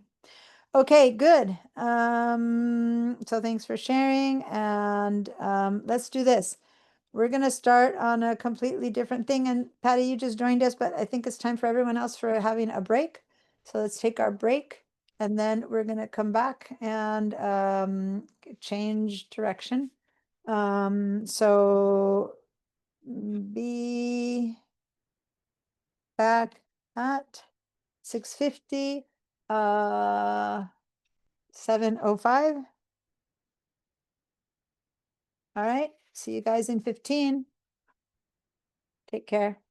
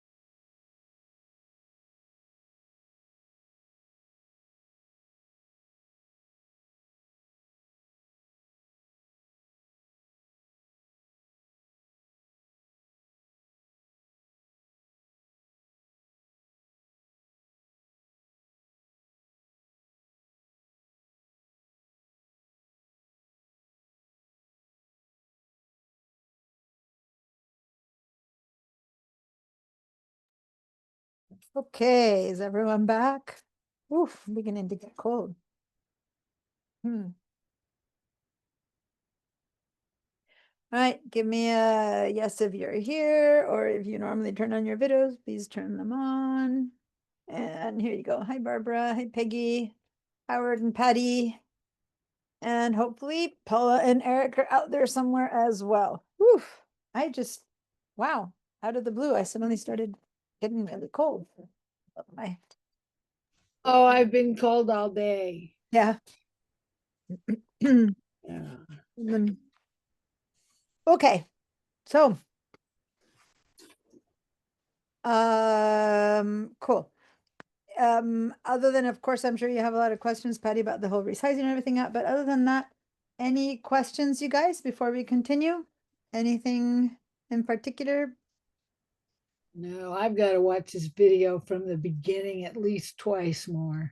All right. And this time I will post it, so you'll be able to do that, because I did not post it last Monday. Absolute, I forgot, completely forgot to post it. I have it downloaded, but I didn't put the link in the class file, so I will do so. Yeah, this there's only 2 up there. Oh, I left this whole, I've been sharing this whole time. How funny. I normally stop the shared train. I mean, I haven't been looking on that side of the screen. I need 2 monitors now. all right. Yeah, and you have so much going on. All right. So let's go back to InDesign. Nope. InDesign. Here we go. So now we have an idea of what we mean about right sizing. So let's go to page 2 over here. And I taught you many ways to go to page 2. One of them was to go down here and say mark page 2 like that. Another one was to go over to the pages and double click. So say if I were to go to page 1 again, okay? Those are the 2 ways that are the most easy ones. On the other hand, if you're nearby, you can also scroll down. I hate scrolling. You can hold the space bar down and then drag yourself up and out and something like that. So we can do that. I'm going to command minus so that we can see the whole document here. And I want us to practice a little bit more this that we just did. So we're going to go over here. Well, Edge. we practice. Keep snapping all the way across. Probably won't practice it right now. You know why? Because then I'll have to explain it from zero to Patty, versus having you watch the recording. And then when we practice more of it, we'll do it next week with you having that under your belt. So we can just do more practice than just explaining again. Okay, so actually, I'm gonna not practice again. So let's move in again. And if you have the opportunity to upgrade to Photoshop 2026 between today and Monday. And I've actually upgraded to 2026 everything, Illustrator, Photoshop, InDesign. I mean, it just came out. Sometimes you want to wait, but I've been using the Photoshop 2026 beta all along, and I didn't have really anything going on right now with InDesign that was going to be a problem for me. That I didn't have a big project going that I wanted to hold, so I just went ahead and upgraded. You don't have to, but the reason I want you to try is because in this tool that we just used, one of the really cool new tools of Photoshop, there's 2. One was Harmonize, which is incredible, and the other one is this generative upscale. And this is just in Photoshop 2026, okay? So I can't really teach you that until we all have the chance to use it. And I said there's a workaround, but why would we go with a workaround if basically Photoshop 2026 is available? So if you don't remember or know how to upgrade, let me just share the entire window. You go up to Creative Cloud, open your Creative Cloud. Remember we went there for the fonts last week, and you go over here to updates, and look at that. I just updated and there's already some updates available for Photoshop 26. Which is at the beginning, a lot of updates have constant updates because they're fixing little things and like that. But you'll find what needs to be updated. And these I updated and they're all still okay, but my Photoshop already has an update, which I won't of course, click on right now because then I will be left with changes that I don't want. And I have Photoshop 27, 30 design. Okay. Anyway, so that's what you would have to do. Are So the I'm updates in Camera Raw just for the new cameras? Yeah, no, Camera Raw up is the one that updates the most. Camera Raw updates, I wouldn't say almost weekly, but for sure more than once a month, because as soon as a new camera comes out, they put in the information for that camera, a new model, a new change, a new shift. And so it's small, tiny changes, but that do every now and then there'll be a fix to the program, right? So within that update, they also include a new tool or whatever. So there's new tools in Camera Raw all the time. And they come through those updates. But of all things, if you don't have a new camera and you don't update your Camera Raw, it's probably fine for a little while because they're usually about new cameras. Yeah. Now, back to InDesign. Am I sharing? Yeah, I'm sharing the entire window right now. Yeah, I'm sharing the entire window. Sometimes I need to see what part I'm sharing. Let me just reshare only the this small part of the window. That way I don't have to. Here we go. That way we don't have to see my whole window. So back to InDesign. So we spent a little bit of time with color, and I wanted to show you a bit the similarities or differences. And I haven't done much work with Illustrator yet. If you can't open a lot of programs at the same time, I would recommend maybe for now saving and closing our InDesign project. But for sure, at least saving it because we just made some big changes. So I'm just gonna save it. I'm not gonna close it myself. But sometimes when you do a big change or a big save, and I just brought these in from a different computer and whatnot, instead of just saving it, it's actually asking me to save over. And as long as I'm aware that I've got it in the right place and whatever, then that's fine. I can replace it because it is the same font. Now, if you want to keep both versions because for any reason you thought, and then you can start calling it V1, V2 or something like that up in the name, and then you'll save both. I don't necessarily need both because the changes were internal today. So I'm fine with saving and having it replace. And then for those of you who are, the computer's needing to work better and doesn't have space or whatever, then go ahead and close it. And let's open Illustrator for a bit, which you just used a teensy bit the first day. In fact, Patty, you weren't here when we used Illustrator, were you? The first day. Have you ever used Illustrator? I'm trying to remember your background. I don't remember. I think I've used it a long time ago, but That's fine. I mean, Yeah. we've used it and I'm teaching my Illustrator class right now, and we just made that scary Halloween bat in my Illustrator class. How cool is that? But right now we're gonna start from scratch. We're gonna say new file. And we're gonna go with print because we're gonna put this in a print document. And I always recommend starting with print when you are gonna have a document that you're gonna be using both for social media and for print, like a postcard or a packaging or a branding, but it's also gonna then go into your social media and it's gonna go into your website. Because one thing we just discovered is how many pixels you need for printing, which is a ton of pixels.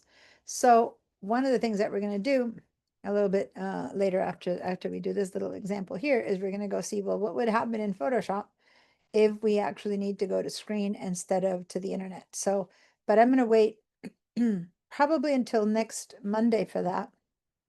Because again, I want to make sure you're all at the same page. And since Patty missed today's class, I just want to build upon that. So I'll let you catch up because I can teach things in different orders. It doesn't matter. And then we're all in the same boat. Okay. It actually makes it easier to teach if I don't have to be explaining from scratch, and then you all understand it better. So let's go to print in Illustrator. Let's head over here and put this into inches. And then let's make this be, I like working with a square 5 by 5. I don't know why, but I like that. So let's do 5 by 5. And one artboard is all we need for now. And because we said we wanted to go to print, over here we're getting CMYK color. So we're going to need to talk a little bit more about color today. I'm going to say CMYK color, and I'm going to say, and by the way, notice now that you understand more about PPI, under CMYK color, it says raster effects high 300 PPI.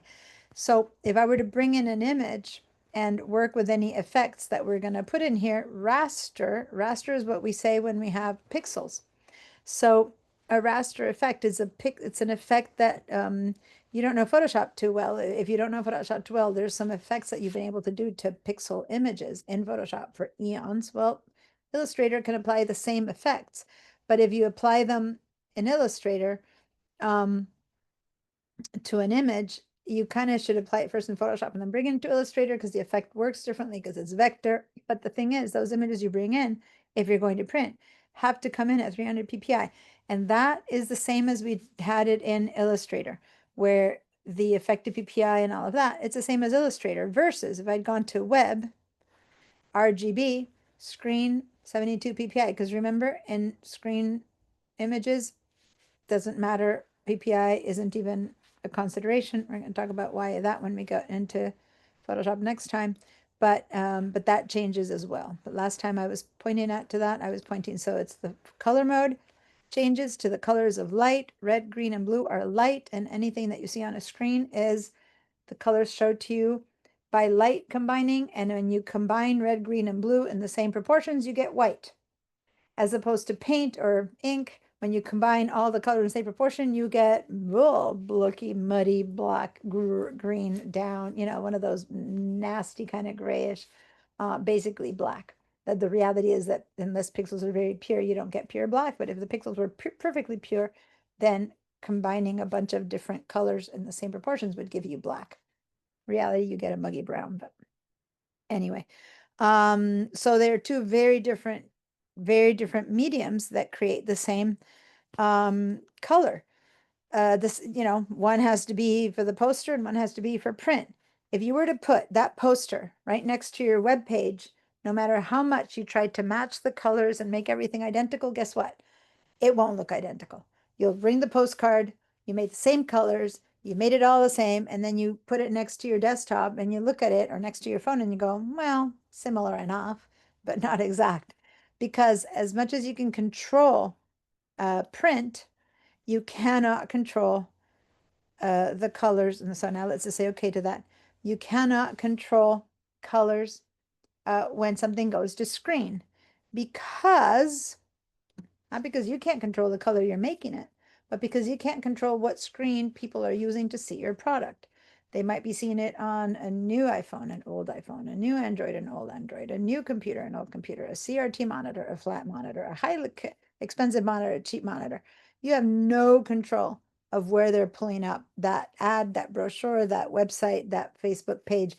So all you can do is be as consistent as you can on your own computer, have your monitor be calibrated, have it all as much as you can correct. And then after that, it's a bit of a, you send it out and hope for the best, you send it to the gods and hope it comes back.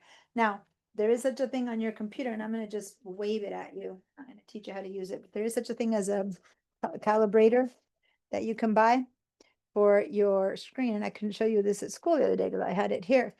But you can calibrate your screens and work with the printing company that you're printing to and asking them what their printing profile is and what your profile is and match and tell and get samples until you can hopefully what you're designing looks a little bit like what you get when you receive the print, right? But you've probably had this before, that you print something out just on your desktop printer that looks so good on your screen, and when you print it out, suddenly it looks all murky, or your blue looks purple and your reds look blue. Does that have you know what I'm talking about? Where printing out of your desktop printer doesn't necessarily give you what you think. So if you're going to be doing that, you need to do a whole process of calibrating your screen to your printer. Printers have to be really high quality.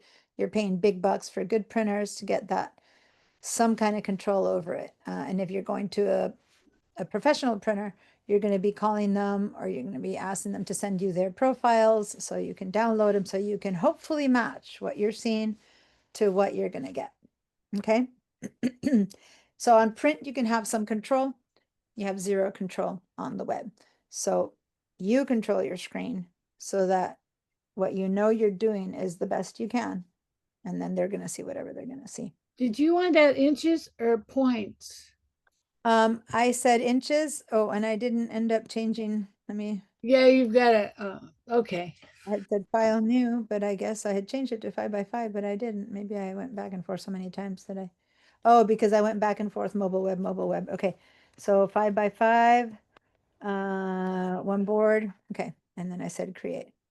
Okay. So here's the 5x5 artboard. All right. And if you didn't get a 5x5 artboard and you need to change it, you can. I can show you how, but is everyone good? Let me clear your answer. Yeah, but I can't center it. Now,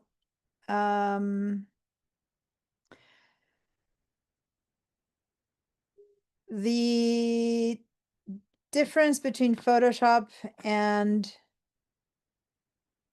Illustrator and InDesign, because Illustrator and InDesign are both the same, is that they're vector programs versus Photoshop that are pixel programs. So what we just did in Photoshop was take an image that could only be printed at 5 inches wide max and modify it to be able to print it at 8 inches wide. And we lost some quality, but it was small enough that it was worth it for this project. We go, okay. Later, we're going to show you a different way to do that. But in the past, you couldn't have done that at all. You would have said, nope, got to change image, right? Illustrator, on the other hand, we're going to design something and it doesn't matter at all. So let's go ahead, and I think last time we made a little star or something like that to start with. Let's go ahead and head over here on the left side of my tools. Let's click on where it says shapes. By the way, do you see the same toolbar here on the left side? No. Head over to the right where we have our see, this is where I need to move it over to. Head over here where we have our workspaces, and I'm in the getting started workspace. Yeah? Are you good with that? If it's still too different, then head down and say reset getting started. And then we'll start from scratch. Now by resetting getting started, I got rid of some stuff here that I wanted. And I want my layers here. So I'm going to grab layers and I'm going to just drag them into there right now. And that's the main thing I want. I want to be able to see my properties and my layers at the same time. So I'm going to do that again. The layers were up here and properties are here, and I need to see them both at the same time. So I always think this is such bad practice. So I can't go back and forth. So I'm going to grab the layers by the name and I'm going to install them right here in that little box. Now I've got my layers popping out like that and my properties over here. Okay. Now over here I have my libraries. How do you take stuff out of there? Because I have oh, what's in there? I'm hovering over it and it's not. I have libraries in there, and we have libraries, properties, and originally we had layers. That's when you first start with this one. Okay. well, I have comments. How do you take that stuff Comments are out? over here in this one. Yeah. You to take it out. We just aren't going to use it. You can just drag it out. But I like that comments is there because it creates this little column that otherwise we'd have to create ourselves. So it's good. I'm going to grab the layers and just dump it in there so we continue down that column. Once I create that, then I can take comments if I don't want comments, and then that'll stay because I have my layers there. Comments I haven't using, but this is something that's relatively new in all of the programs that exists, where you can actually have a group that's working on a file and you're making a link and you're sharing a link, and everyone can be, like with Word or PDF or something, that different people can write comments on something that you're working on. Have you had that experience where different people collaborate? So basically you're letting them link to your document and they can look at it and say, oh, I need to do the dark red has to be darker, top has to be yellow, or I like this, or, basically they can make comments on your document as a group, a team project. Okay, so we're not going to use that right now. But this would be great to send. In the past, it was this whole big deal to send something to a client. You can just create a link, send it to the client and say, click on this and tell me what you think. You get the comments right there, right? Or if you save it in the cloud instead of on your computer, then they can all collaborate on the image, like they can actually work on your file and two people could be working on it at the same time, right? You say, okay, I'll lay out the design, you put in the color, stuff like that. So it's just two different ways of collaboration. We're not going to use either one of them right now, but that's what that is. All right, so I put the layers over here and what's left is a What does I'm sorry, what does appearance do? I've got that in there too. you would only have appearance if you have something that's like, I have a shape here and then appearance appears because Oh, appearance. I have the round thing with all the dots around it is in that panel. That's, Okay, so let's go over here. You might not be looking at the same panel as me. So can you go and I don't want, instead of having you share, just make sure that you're in the getting started workspace. yes. And then after you've chosen getting started, then go back to the workspace and say reset getting started. So then we'll all be looking at the exact same thing. Oh, I'm Okay. After you do that, getting started. and then go down to reset getting started. And now we should all be looking at the exact same page. Reset getting started. Because as we change things, we change our workspace. We don't have the same getting started that we Okay, now I have the same thing you have. now grab your layers and drag it to this little corner. And that leaves us with layers there, properties and libraries. Now, Yeah. I'm going to talk for a minute about libraries as we do some work in here. But when I go to libraries, I have stuff in my libraries. Does anyone else have stuff? Well, if you've been in my class before, you probably do, but many of you guys might just have a big old create a library, like you've never used it before. Is that what you have, Patty? How about Howard and Paula? You might have used it in one of my classes. Yeah, my libraries are empty. Eric, because yours empty too. Okay, so what's libraries? In I don't have that bar down at the bottom. it doesn't matter if you're missing a bar or not for now, don't worry. I'm going to mute you for a minute. Let me head over to the Creative Cloud. I'm going to open the Creative Cloud, but I need to share that with you guys. So I have to reshare. Okay, so I just opened the Creative Cloud app. Okay, so here it is. You don't need the Creative Cloud app for the libraries, but I'm just showing you this. What's this? Oh, the new stuff. Let me turn that off. Okay, so this is my Creative Cloud app. And one of the things that the Creative Cloud app has is access to your libraries. So over here, if I click on home, it's showing you new apps, videos, and all that kind of stuff. But one of the things that if you go over here to the right side is it's showing you and your fonts. Where's my libraries? It was over there. Files. Hello. Well, the fonts is part of your library. Where's my libraries? Oh, the files. Here's where you find any files that you have saved to the Creative Cloud. If you have any, here we go. Under files, here's your libraries. Okay, they just move things around. I haven't used it from the Creative Cloud for a while. I always show it from inside of the apps, but I just thought I'd show you the source of it. So here's your files, and here's your libraries. So if you've saved anything you're doing to the Creative Cloud, it goes into the cloud, and the cloud is a place where just by having an account, a subscription, I think you get a 20 gigabytes for, not for free, but you're paying for it with your payment for that space. Be careful because if you put any files in here that are crucial to you and then you decide to not not pay anymore for the subscription, then you lose all that stuff, right? So you would have to download this back onto your computer. So I recommend, I personally don't use the libraries unless I'm sharing with people, like, you know, collaborating with people, but all my stuff gets stored in my computer when I'm done. But anything that I'm working with people in the midst of processing, I'll put it up in the crowd for sharing. But anyway, we head down here to your libraries. And if you have nothing, then you have nothing. But if you have some, then this is a place to put stuff and it's online. So again, if you stop your subscription, you would lose these things. Stuff that you're going to be wanting to use across all these apps.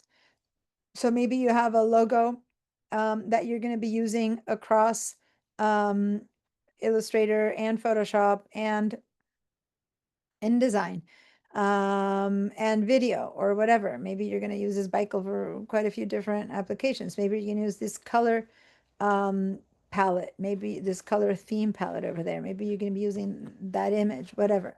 You can keep a lot of information in the cloud that then is accessible to all your programs without having to go find them in your files and all that kind of stuff. So if you have none yet, maybe from here, why not? Let's create a library from here. Normally I create them from the apps, but click on your libraries and click on new library. I'm actually going to go inside of my folder called class files, all class libraries in there, where I have internal garbage. And I'm going to just add a new group myself, which is a bit different because I don't want, but you can just create a new library and call it class stuff or Is classic. library that is under system, that's not libraries though, is it? No. You're talking about the no. We're in the Creative Cloud app. You're talking about the system libraries inside of it. I don't think I have Creative Cloud app on here. Well, you do, or you wouldn't be able to be using here. Let me share my entire screen. I'll show you where you can find it. It comes with all your apps, and normally on the Mac, you just go ahead and look at your menu up here. Let me. I'm looking for my pencil. Hold on. Go up here to the top of your computer, and you'll see this little icon right there. Yeah, That's the Creative Cloud. it's got blue dots on it. So how do I get into it? Just click on it, and it'll open up this app. Oh, You look up here, it's Creative Cloud app. It's an app that comes together with all the other Adobe apps. thank you. I'm so The dumb. hub, so to say. The online hub, because the in your computer hub would be Bridge, but the online hub would be the Creative Cloud app. Okay. And then here on the left side, we went to files, libraries. And in your libraries, I said, okay, go ahead and create a new library. Okay. And then you can say, okay, Oh yeah, I've got stuff in there. and you can call it something. So I'm going to call this one So to create a new one, I go up to like Digital Design Techniques file class. new. Ah, No, it's got, well, if I go up to like file to create a new one, it's got search or close. So where do I go to? library. You said new library and it has you search? Oh, new library. Yeah, new Okay. library. Call it something. I'm not going to because I have so many already. But What class am I in? Okay. InDesign? No. Digital Design Techniques, whatever. That's it. I did. Now I have so many here that I've created. Like I have my real ones in here too, and it's confusing. I've been creating so many fake ones. I'm gonna go in there and just clean them up one of these days because I have just too many fake ones that then I can't, Anyway, so here's Thank you. I'm sorry. that's okay. So my here's an head. example of a library that has many things dropped into it from different times. I could make a little group in there. Like I could have one group for the brochure project that we're doing right now, or whatever it's called, the Golden Wine. Right? I can make another one for the logo I'm making, another group for, or I can just have it all mixed together. So I'm going to, in this library that for you guys is probably empty, I'm going to add a group and I'm going to call this one, what did we call it? Golden Valley. God, the name doesn't stick. It's such a bad name. Golden Country Wine. The name just doesn't say Golden Country Wine. So in this new group, I can go ahead and stuff in there if I had things that I needed to put in there. Right now, I don't necessarily have things from scratch, okay? But if I did, I can drag it in here, or I can click on this plus sign and upload a file, right? But right now, I've just got the extreme, the library. You just made a library for design techniques. So just leave it there. Let's go back to InDesign. And now from InDesign, let's say, and I purposely found a font that was really something I've never used before, so I know it's unique to this class and this moment. And I'm going to go to CC Libraries up here. And notice that I'm already in the new group in my class libraries because I had it open it, but if not, you might need to find it, double click on it and open it. And over here, it says drag and drop elements into this group or create a subgroup. This is already a subgroup, so I'm not going to. Now I can just drag and drop. I'm going to do right now. I'm going to grab this text and I'm going to just drop it in there. That's one way to make Oh, see, I'm gonna have to do this later. And now this text is in there. So everyone grab your text and put it in there.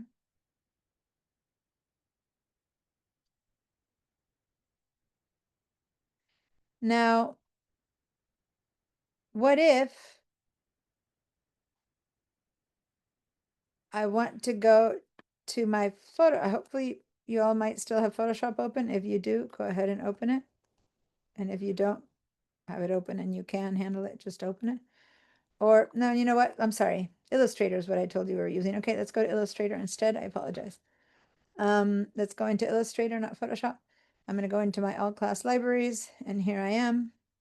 I guess I could double click on the word new group and call this one Golden Valley Project or something like that. Okay. And so now I'm in, I did that from InDesign and now I'm in Illustrator and I want to bring this text into Illustrator.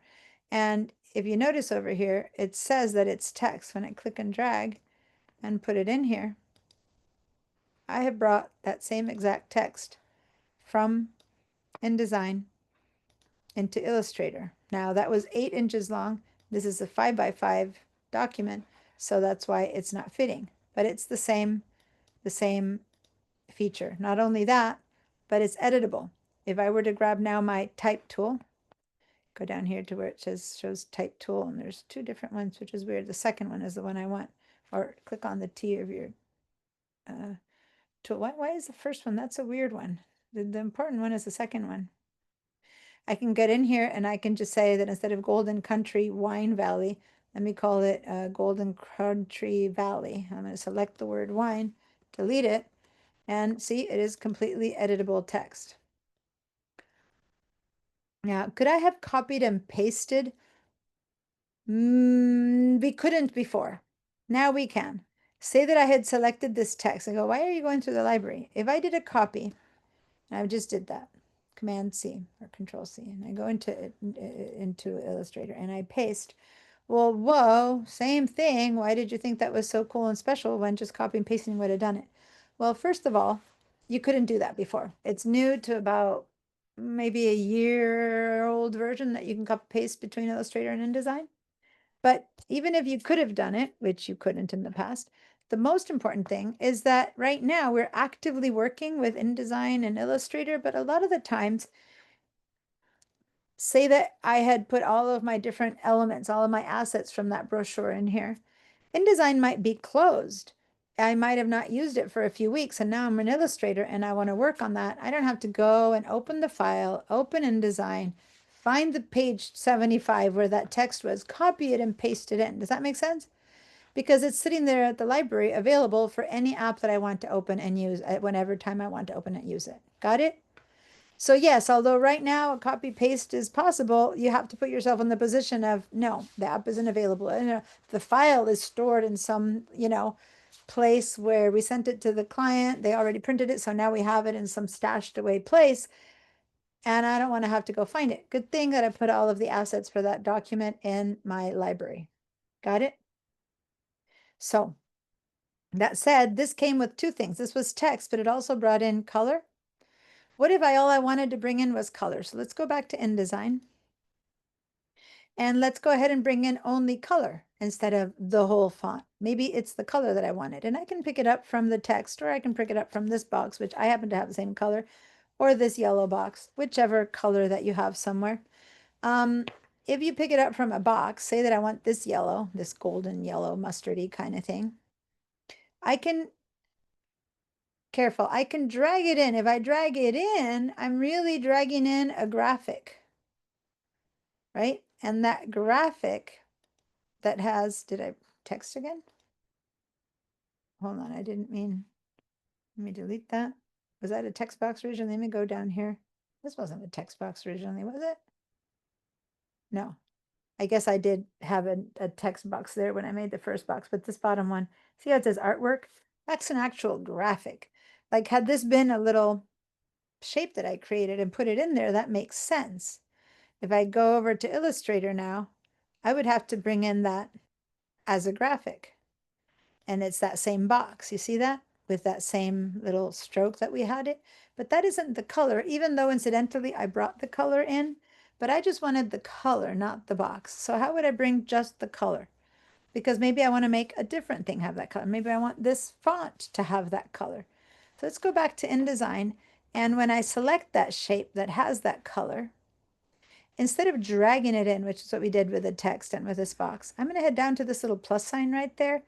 And when I click on plus sign, it's going to ask me, what do you want to bring in? Just the fill color or the stroke color or the graphic or all of it? Basically, this is all of it. The dragging it in, that was all of it. Does that make sense? But that was all in one. What if I want to say add all right now? It'll come in as separate elements. Let me show you first. What if I just want the color? So I'm going to click on extract just the color. Oh, this happened the other day. It dropped in, but not into my group. It dropped in over there. I could make it falling into that project, and that was weird. It used to fall into the project that you had selected. Let me try that again. I'm going to select that project this time. I didn't have it selected. And what if I say that now? No, that's the second time it goes all the way to the bottom into the ungrouped. See, it says not grouped. I can drag it up. That's not the issue, but I don't want to have to do that, especially if I have a lot of elements.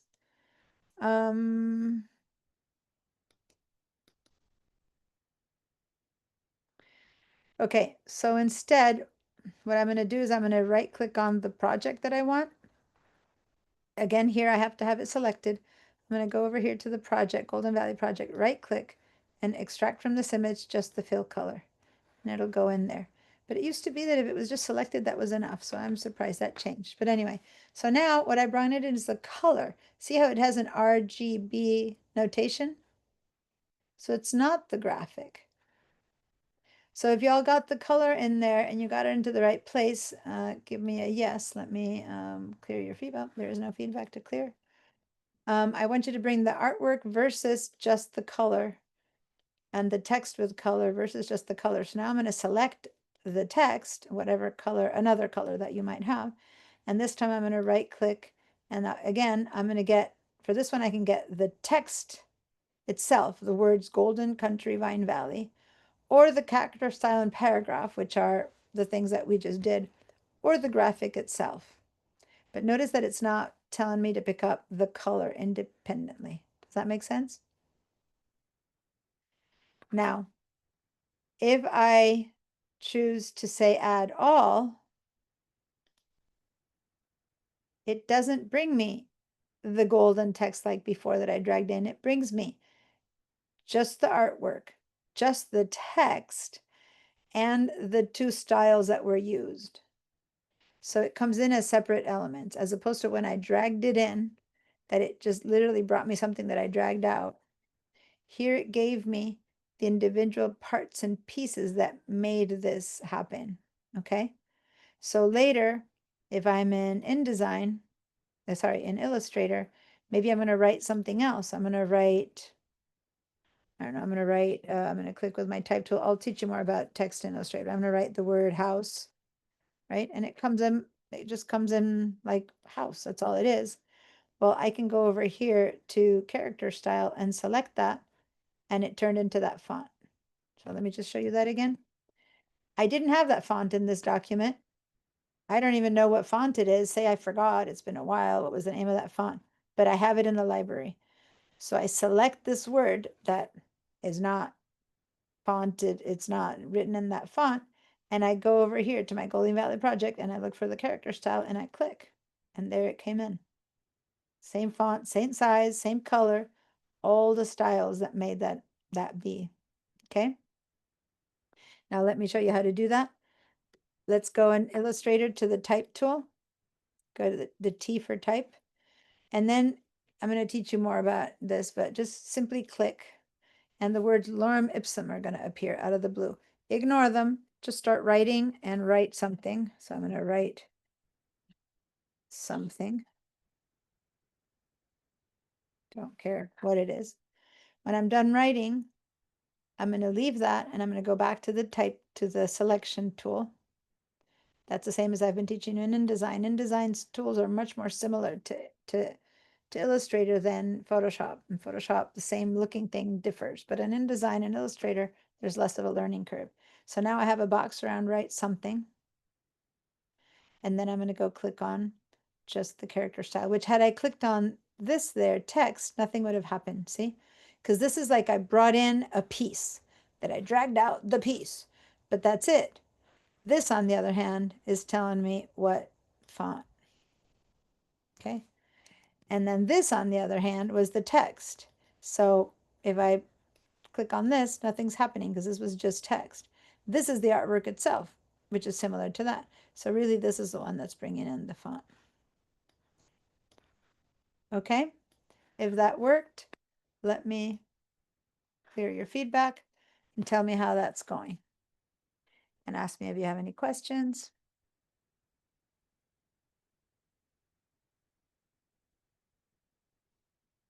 Remember, again, I'm not trying to teach you how to use each program in depth.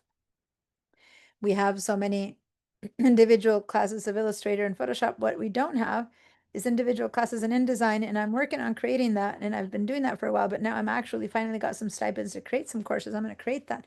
But that's why in this class, I spend so much time in InDesign, but showing you how to connect all three programs, because that's what InDesign is really. It's kind of like where you funnel in all the information. But in this case, we went backwards. We created something in InDesign. We can put it in Illustrator.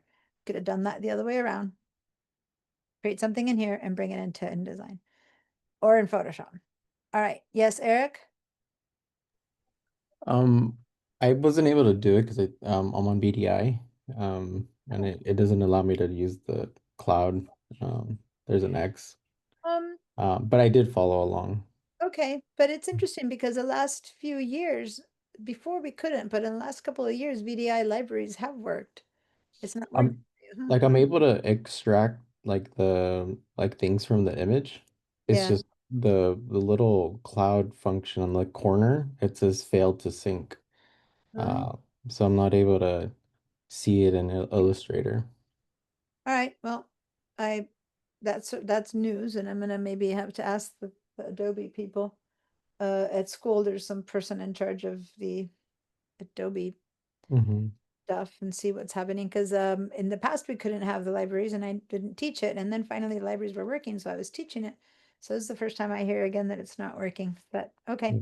Yeah, I don't know if I'm supposed to open Creative Cloud in the VDI. No, I just opened the Creative Cloud to show you where it came from and whatever, but in reality, it didn't matter. I don't normally use the Creative Cloud app, but Mhm. say that you you want to go find your files without opening any of the apps, then it's all here. It's all under Creative Cloud. See, so here it is. Here's my Golden Valley project, and these are the things that I've been putting into it. Okay. Okay, cool. But no, Thank you. it's just I opened it just to show you kind of the source, so to say, the cloud itself, but no, you don't need to have this open at all. Oh, okay. Thank you. Now, for the same token, I could have made something here in InDesign and dragged it in there. So I think some of us had made a star. So say that you had gone to Bridge and found that star that we made. Oh, I don't have it because I actually left it in the school computer, that star. I hadn't saved it into the class file. So that original star that we made, I don't have. But if you have it, you can open it and put it in there. But say for here, I have a file that has some Illustrator stuff already in it. So say that I chose this yellow box for some reason and decide, or this green one, and decided that that was something that I wanted. I can put it in there as a graphic see, as a piece of artwork, right? Or I'm going to choose a lighter colored one, and this time I'm going to bring it in just as the fill color, not the stroke. So now I brought a piece of artwork and color from Illustrator, and I'm only using this. You guys can open the story that you made, but it doesn't matter. Now I'm in another Illustrator class file, or I'm in InDesign. And in InDesign, I can go ahead and decide that I want that color. And I'm going to select this box or this one here, and I'm going to bring that color in. Oh, not the stroke. I wanted it for the fill. Why is it applying only to the...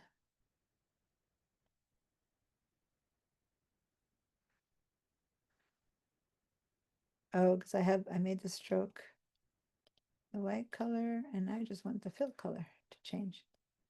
Okay, go to library. Why is it filling the stroke by default? I thought I brought in, let me see what I did. Maybe I already closed the file. Maybe that thing had a stroke.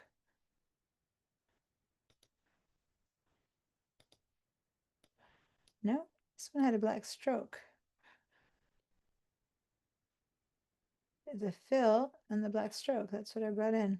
I don't know what's happening, but I don't want to spend too much more time. I was showing you how it's the same, and then when I go select it, it's applying it to the stroke, not the fill.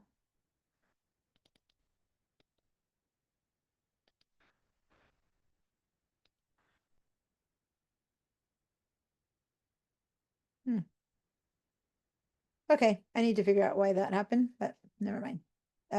Technically, that should have gone in. Now the entire artwork will pop in just fine. There it is.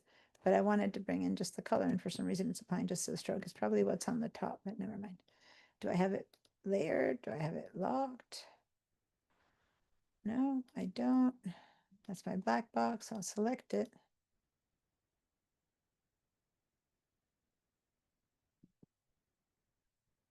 I still don't know why. So I give up. Oh, this time it worked. When I selected it from the layers, the color went to the broke. So probably when I was selecting it, for some reason, it was probably underneath the box and I was picking up only the thing. Anyway, there we go. I just bring that in. Of course it doesn't. The colors are now worse than pukish, but you got the idea. I'm going to undo that. Now, that's just to show you a bit more, and I'm not going to even bother, but Photoshop, the same thing. You bring it in from Photoshop, you put it in there, so it's all the same. Now, let's go back to Illustrator. Close this one up. Don't save. And we're going to now work a little bit more. Let me look at the time because I wanted to show you. Okay, so I'm going to show you really quickly if you place something in Illustrator so you can see the equivalencies with the links. And then after that, I'm going to show you something different, which is colors. So this is just a quick one. First of all, if I want to file place, it's not the same shortcut. This one has always bugged me. It's not the same shortcut. So I love my Command D. I always place things into InDesign. I rarely place things into Illustrator. So it's not a big deal for me to go to file place, but I never remember this one by heart otherwise, because it's not, you don't normally place things into Illustrator. It's not such a comfy one. But let's go and bring in that same image. Good old autumn fields, upsampled. Bring any of the autumn fields, Patty, it doesn't matter which one you have. And say place. Now notice that over here, when I go place it, it already is telling me that it's going to link it. You see that? And so when I say place, there it is. Again, if I click and drag, it's going to show in big. If I undo it like an I do an InDesign to redo it, it's not there. InDesign is made for layout, so it's easier. You know how I kept doing undo and repaste, undo and repaste in Illustrator? You have to go all the way back to place and find it again. So it's like, okay, if you're going to do this, make sure that you got what you want, because it's not that easy. And then we're going to click and drag and drop it in there at the size that we want. So that's the same. Okay. But I love that in InDesign, you can just drop in and drop in and drop in, and it works really well. Okay. One more thing I want to show you, that's when you select this file up here at the top, it's telling me it's a linked file. You see that? you might have noticed in InDesign it had that same thing. If I were to click on that linked file, it's telling me what file it is. I can go ahead and say edit and it'll open it in Photoshop, you know, so I have a lot of the similar information, but if I really want to get all the information, I would have to go up to Window and bring up the links panel again. So Window, links, and now I'm going to pop it in here. Whoops.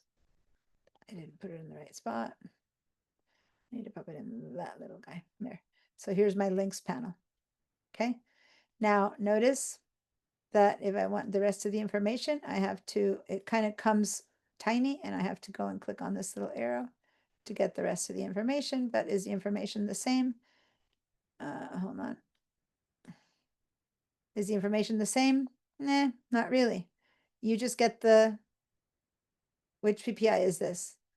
The actual or the effective? What do you think? I only have one PPI. The actual. It's actually the effective because remember we pasted in tiny, so it's 783. It's bigger. In InDesign, you get both.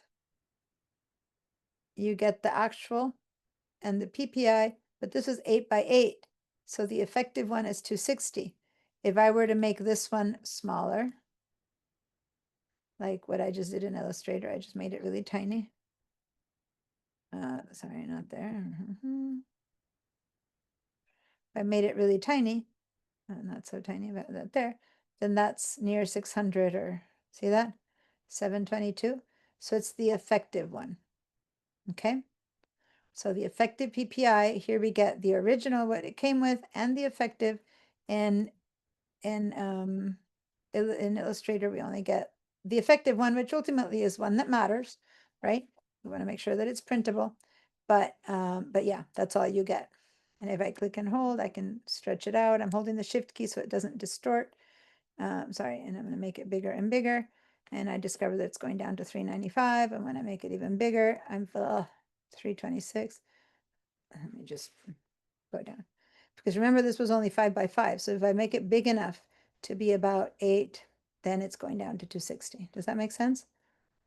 Because that's a 5x5 box. So now I have it at about 8x8. And so I've made the PPI be about the right size. And remember to hold the shift key whenever you make something bigger or smaller. Otherwise, it'll be distorted. I don't want to distort it. So when I make it small like that, that's probably, if that's 5 inches, this is probably 2.5 inches. So then the PPI has increased to 800 or 700 or whatever we made it first. Does that make sense, you guys? Now, this file has been imported. So when I hover over it, it has this X over it. It's a pixel-based file in a vector program. Kind of like a little bit of a, I was going to say a horse out of water. That's not the sentence. What's the fish out of water? And so it's just a little linked file placed in there for me to see it. But if I want to work on those fields, I have to go into Photoshop, right? To make them blue, green, yellow, change the sky, whatever I want to do. All right. Any questions about that? Did it work? Did you all get to see the slight differences? It's pretty much the same idea. Just shows up a little bit differently, but very similar to what we did in InDesign. Except for in InDesign, we had done a lot of stuff ahead of time, Patty, with the whole like changing it in Photoshop. But right now, all we did is place a file and work on the PPI, and this is the effective PPI. Eric, Paula, Peggy, Patty, how's it going? Yes? No? Maybe? Give me some yeses and some nos. I think we lost Paula. You're not there, right? She had stuff going on in the background. Okay, and Nick and Odessa. Odessa was going to try to come back. She didn't make it back. And Moni, I miss Moni. She couldn't make it today. Okay. Oh my God, I have forgotten Yeesh, I'm forgetting to get you guys to post in the Padlet. Ugh. Can we all post in the Padlet again? I've only had you post once. Bad memory. Let me put that in the chat. Padlet again, in case you don't have it. Let's do a couple of screenshots now in Illustrator, maybe. Oh, here, let's do a screenshot of the library and the links and InDesign. So it's kind of a all-in-one shot, but whatever. That takes care of some of the stuff. It's many steps in one screenshot.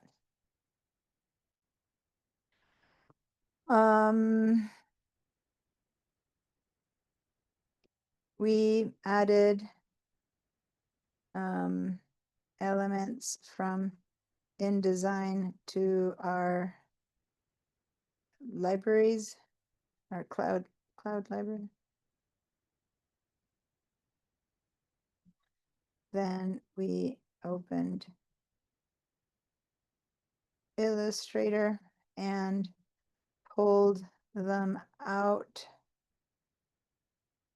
as graphics and text ready to go.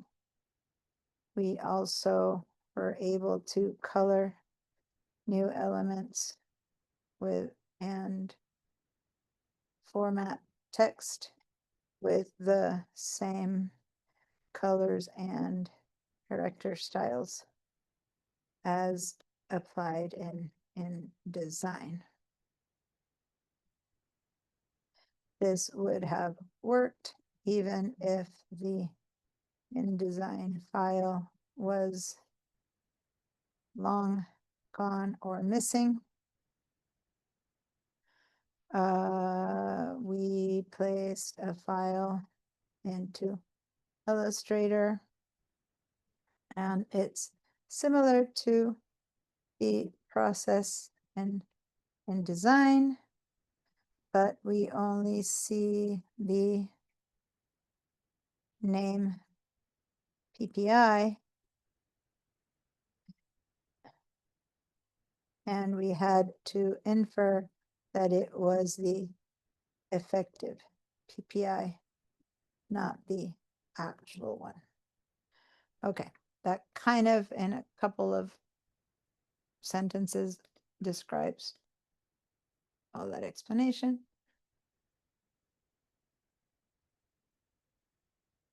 All right, just so you know, in the future, I do my best to explain the steps.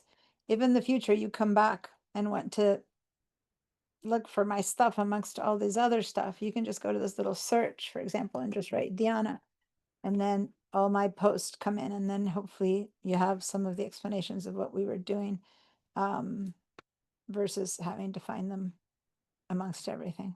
Okay, if you want to find your own posts or other people's posts, you can use that. Okay, so please don't forget to post. I'm looking at the time. We're doing good. Okay. Let me head back to Illustrator. So here's our equivalent things, but now let's do something in Illustrator that we haven't done yet. And then, well, we kind of did. We created a font. We created a color in InDesign the other day. There's much more color work, much more possibilities of designing in Illustrator than there is in InDesign, because ultimately that's what Illustrator is all about. Let's go ahead and make a little box. Grab the rectangle, draw a little box right there. It's going to come out the color of the last element that we were touching, which in my case was this text. And I'm going to head over to the properties panel, and I'm going to click on the word fill. And look at how many more colors that I have here than I had in InDesign. So in InDesign, I had just like CMYK, right? RGB CMYK, cyan, yellow, magenta, red, black. And in case you don't remember, let me show that to you. Here were my properties for color. And I clicked on this and I get into the fill. All I had was CMYK, cyan, magenta, yellow, red, green, blue, and black up there. That's all I had. And this is a color that we created. Okay, these two. And those are the only two colors outside of what existed.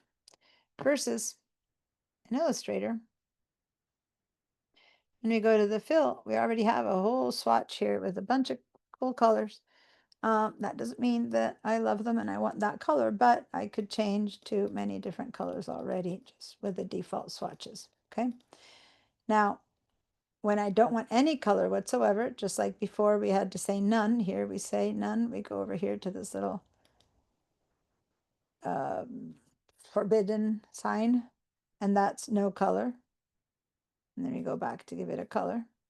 I'm gonna make it a little bit bigger. I have forgot to share, I'm sharing my entire window, which is destructive. Let me just go and share only the smaller portion. Makes it a bit easier to copy from. Okay. And let me zoom in. So here are the choices. Now notice as you click around and finally choose something, notice that the last color that you've chosen, they set it themselves up here under recent colors, including colors that I haven't used in this document. Before, colors didn't translate from document to document. You started only with this, but this recent colors is new from, I would say a few months ago. It got incorporated. And that's pretty cool because it brings in, these are colors that I used in an example that I was teaching in my Illustrator class. And now I'm opening a complete super file and the recent colors are staying. And I'm just noticing that right now, by the way, because it's pretty new and I hadn't noticed that colors carried before. A color wouldn't carry. So this green that I created in a different place is coming over here. But the moment I use it, so if I use that one, see how it jumped over to, it's my most recent color. When I go click on this pink, it jumps over here, it's my most recent color. Anyway, but what if I wanted to make new colors or add new colors? So let's say that I'm not happy with this pink and I want to make a new color. My easiest and similar to what I've already showed you is to go to this color picker right there. Remember we went to the color picker in InDesign? There it is, color picker. Double click, same color picker pops up. It works a little bit differently, not much differently, but in InDesign we only saw one gamut of colors, and as we dragged up and down we saw the rest. Here we see all of them. By the way, this color picker is also in Photoshop. You don't have to have Photoshop open, but I have in Photoshop. There it is. Right, there's my color picker. Exactly the same. The only difference is in Photoshop, that's foreground and background color, versus in InDesign and in Illustrator, it's fill and stroke, but the color picker is the same. So I'm going to clear your answers to make sure. So when I double click on that color picker, and I had this box selected, right? If you don't, you can still use the color picker, but if you have it selected, then the colors we choose are going to be translated into this box. I'm going to double click the color picker, move it over a bit. And now I go up and down this here. I can either click and drag, or I can just click and drag until I find a color I want. I'm going to look for a color that I haven't used yet. There's like a little.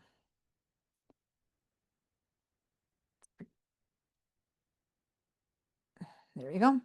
And then that gives me an idea. So here's the before, and here's the after. Before and after. And then I'm not going to sit and enjoy that color because there's many versions of that color. So this is the hue, you know, in general kind of blue that I want. But then I go over here and I discover that I could make it be many different tones. I'm clicking and dragging around over here. So I could have it be, I'm going to center myself in the middle. And I'm going to show you that if I go up or down, I'm just making that color brighter, darker, or lighter. So basically much more white in it or much more black, lighter or darker of that version. And if I go right or left, I'm making very saturated or very desaturated to the point that this side is just grayscale. So very desaturated, very saturated, very bright, very dark. So somewhere in there, whenever I stop, I'll find the color that I really want. So say that I want that color. I don't know, that one. Now, if I look over here to the right, and by the way, one thing I forgot to show you, I also have the choice of getting this little eyedropper like we did in InDesign and going and choosing a color from a photo. Okay, remember that we did that in InDesign? So that's the same exact choice that we had before. So even I can choose it over here, I can choose it over here. So anyway, that said, this time I don't want one that's created. I want to make my own. So I went and grabbed some kind of a bluish, purplish blue. And what I'm going to do over here is look at these two boxes, which I hadn't had a chance to show you before. Turns out that depending on the color you chose, you might have a little exclamation point over there. And if you don't, if you chose a relatively safe color, then go into one of these more extreme saturated, brighter colors, and you will force a little exclamation point in there. So don't tie yourself too much to the color you're choosing, because I'm going to show you why not. So I chose this color because I liked it. In fact, when I hit over here, that color doesn't seem to be that color. That's interesting. I'm moving into these really bright. This tends to work also with like bright pinks, bright greens. So what's happening, and it's out of gamut. What does gamut mean? This is CMYK document, right? Over here, if I look, let me show you with my pencil. I told you that I had chosen a CMYK when we created the file because it was going to be printed. So when I go over here, I'm creating a color that just isn't fitting into the gamut of what's going to be able to be used for printing. Like, I will not be able to get that color on paper. These bright, intense, fluorescent kind of colors, they actually need spot inks. When you try to create them with CMYK, you might be disappointed. In fact, you're already seeing over here that that color is not this color that I've created. But if I go over here and say, okay, give me the best equivalent of this color within the gamut of CMYK, I'm going to click on that, and boom, see how it became much grayer? Let me go back over here and go, no, but I wanted that one. Click, boom, it brought it back down to there. That's in gamut. Okay.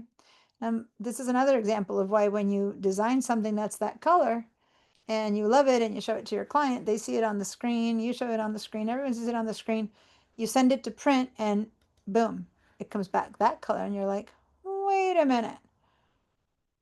Was it that you just had a color that wasn't realistic? Well, here you have the warning. If you hover over it, it's called out of gamut warning. Okay.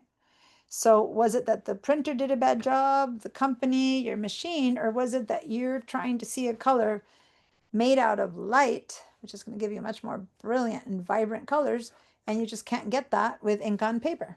Does that make sense? Give me a yes if all of that kind of gels in your brain. So you have to pay attention when you choose a color that's out of gamut, because you're going to be going to web. Never mind, that's going to work. It doesn't matter. It's out of gamut. You're going to go to print. That's what you're going to get. So you got to pay attention to those changes. Now, let's look at these numbers and these that are coming up here. Let's go back to that out of gamut warning. So literally, this is a different set of numbers. I have red, green, and blue down here. That's one. In Photoshop, you see a bigger distance. Here, it all kind of shows up as if it's one less thing. And in the color picker in Photoshop, there's a bigger space here. And it's literally because these are 3 different language models, color models. This is HSB, RGB, and CMYK. But you can't really tell if you weren't versed in that. It kind of looks like this is all one set of colors, but it's not. RGB down there, HSB 4th, and one more. Down here, the one with the hashtag, that's the hexadecimal. So it's like you're saying the color blue in 4 different languages. In Japanese, in Chinese, in English, and in French. It's still blue, but it's 4 different ways to describe color based on 4 different technologies, 4 different outputs. But say that I need to make sure that everyone in the group and the team has the same color. we're not going to hope them to remake it. We're going to tell them, listen, the color of the logo is, if I'm telling it in RGB, I'm going to say it's RGB 5688 168. If I'm telling them the color in CMYK, I'm going to say the blue is 877300. Does that make sense? And it's the combination of 87% cyan and 73% magenta and no yellow and no black that's going to make me that if I print this image. I need that much of those. If it's a matter of combining light, I need that much of each one of these to get that blue. This HSB stands for hue, saturation, and brightness, which is another meaning. The hue, which would be kind of the color, and then how saturated and how bright it is, 66% in brightness. So each one has its own way of using. The ones that we use, the last one that we might not know too much is the hexadecimal over here, which is starts with a hashtag and then it has 6 decimals, which is why hexadecimal. And this notation is for code for the web. So if you're writing the web page background has to be this color blue, then you're going to give them this number. And when you put this number in code, boom, the web page turns this color. Okay, so it's just different notations pointing to the same color. And as long as they're all inside of the gamut, you're fine.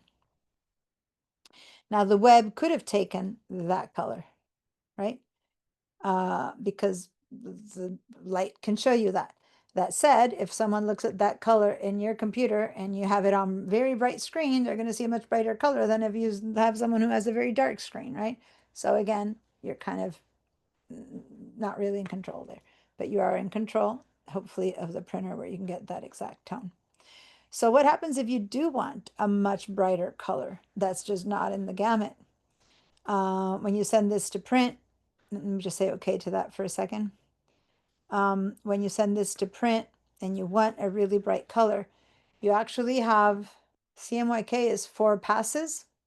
CMYK. The printer will lay down each one of those colors. And now when I'm saying that, I'm talking about a professional web press.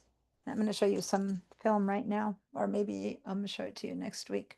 I have some film here to see what I mean. Where you're running 10,000 books and first the paper runs through and they just lay down yellow. No, first they start with cyan. They lay down all the cyan. So literally, if they're making this color, they're going to lay down, I'm going to double click. They're going to lay down a bunch of cyan because it's 87% of cyan. Then they're going to take that piece of paper and they're going to run it again. And they're going to this time bring the magenta in. And they're going to lay down 72% of magenta from what could possibly be 100%. And then they're not going to run it through yellow or black at all to get this color. But if you had this image, then they have to run it through all 4 because to those colors, you need a bit of everything, right? If you have this color. So what if you wanted that intense bright blue? Then you have to buy an ink of that color, which is made like Pantone or whatever might sell an ink. You just get the right color, that bright ink, a fluorescent ink, a foil, a silver, a gold. You can't recreate with CMYK. You have to pay for another ink, and then it's a 5th pass. Of course, what happens to that project? The budget makes it much more expensive. So you either say, I don't care, this is a high quality, very expensive Patek Philippe watches, whatever brochure, and they're going to pay me $10,000 for like a little screw. Yeah, I can put it through 2 or 3 different press runs. I can put a foil on top. I can run it again and get some gloss going. I can just put some Pantone colors. I'm going to get it looking exactly like I want. But if it's your little invitation to your, event, you're going to run it through just 4 colors and you're going to get the blue that you can get. So you're going to make sure that you get it out of in the gamut and that's the blue you're going to get. Okay. So it's not like it's impossible to print those colors. It's just impossible with the regular CMYK. Okay. So then we're going to say okay to that. And now how do we make that be an actual color that I will be able to use in the future? So I'm going to go over to the fill. And I don't know if you remember, we did the same thing before in InDesign, but we had to click on this little plus sign to create that swatch color. Okay, in InDesign last week, let me go to InDesign. We had to click on this little plus sign there to create a new swatch, and then we got that swatch. So same thing in InDesign.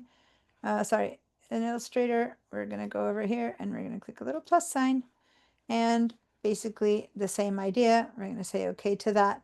Now, one thing that's different that I didn't show you before is that I will have this checked on, add to my class library. So which one to all my libraries, or I can go here and choose which one now, right? So maybe I can put it in the library that I want. So this is going to go into my class library. It doesn't let me go into the group that I called Golden Valley, whatever, but it lets me go into the class library. That color is going to be added. I'm going to say okay. And here it is in my library. Now I have that green, that blue right there. Okay. Now, if I wanted to have added it to this project myself, I could have said right click, fill color, and there it comes into my group. Now, if I go back to my InDesign, if I want to bring some of that color in, I'm going to select this guy. And I go to my colors. Well, I don't have it's not here. It's on my colors, right? But the good news is that it's in my libraries. And I go select that, and I've painted that, the color that I created in Illustrator. All right.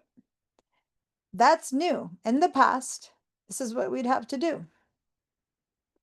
We'd go over here to Illustrator. We'd go to the property, to the fill. We'd either have it from before, we'd write down the CMYK naming, or we'd write down the hexadecimal naming or the RGB naming. We'd copy that down literally, and then we'd go into Illustrator and we'd type in, sorry, in InDesign, we'd make a new little box over here, and we'd have to double click on the color, and we'd have to type in those numbers. So we'd put in 87 and 73 and 00, and there it is. I brought the color. So you can type in the numbers and you've got the color again, right? So we've done that for eons and eons. Now it's just a bit simpler, but you could always type in those numbers and bring in the right color. Then you're exactly accurate and you're not guessing at what color you should be using. Okay? Are we all good with that? With colors?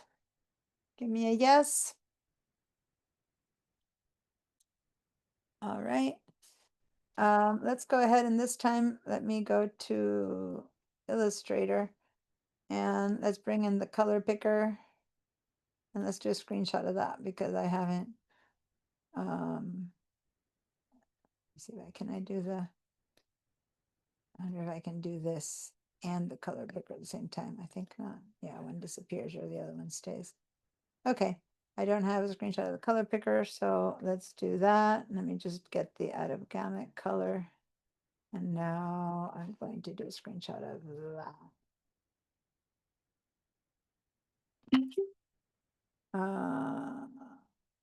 Let's go over here, plus sign. And use the color picker in all 3 apps to create your own colors. Be careful, or more like take care to check if the chosen color is out of gamut. If you see an exclamation point, you will not be able to print that color correctly by double clicking on that warning icon. Your color will autocorrect, and that's the safe choice. Click on the plus sign to create a new swatch. If you also have the check mark on the add to libraries, then you can use that color across all Adobe apps. Okay, And there's the screenshot. So this is a all apps conversation that I'm showing it to you in InDesign and Illustrator, but it goes through. Okay. Back to InDesign. Cancel that. Now, again, this is more of an full-on Illustrator class to show you more colors, but let me just give you one more quick little, let's make one more little box here. And if you want to see more pre-made palettes other than this default set of colors in Illustrator, you can go down to the very bottom left of this screen. And when you click on that, this is a swatch libraries menu. This is what used to be called the libraries in the past. When you click on that, you have many pre-made swatches of stuff. So say I would go into art history Renaissance and I click on that, then all these colors pop in as pre-chosen colors. And say that I like this little set or theme of colors, I can just double click here. And when I do that, I go to my colors and let me just stretch this open and they have been transferred over there. What if instead I'm going to go to the libraries and choose a really bright pop art. And I choose this one. I'm going to double click on that one. I go over here. I've brought in those colors. So it's like themes, colors that have been pre-selected for me. So then I can use those. Now, what if I only wanted one of those colors? Let me go and choose one more. I don't know. Nature, landscape. I don't know. Maybe I want that little purple right there. And I just click on that one. Double click on that one. And I select. It doesn't come. Now, it does put itself in recent colors, but before it just wouldn't come on its own. You could bring in the entire group, but not one color. What you could do is choose one color like that, and then add it as a swatch that you make, right? So then, whoops, sorry. You made it yourself as one, but one alone wouldn't come in, but yes, the whole thing. If I double click, then the whole thing would have popped in, okay? And then I can just select my shape. I can close these little guys and there's bazillions. If you look into those swatches, there's bazillions of choices. And then I can go and make it be whatever tone I want of all of these that I've brought in. Okay. Now, as I said, more of that would be the Illustrator class. I just wanted to show you that you have this in Illustrator versus an InDesign. If you want to go and choose colors, there's nothing like that. Not there. You just don't have it. Okay. Now, back to Illustrator. Do a quick screenshot of this. We don't really have to. I'll add it later. So these are color libraries and stuff.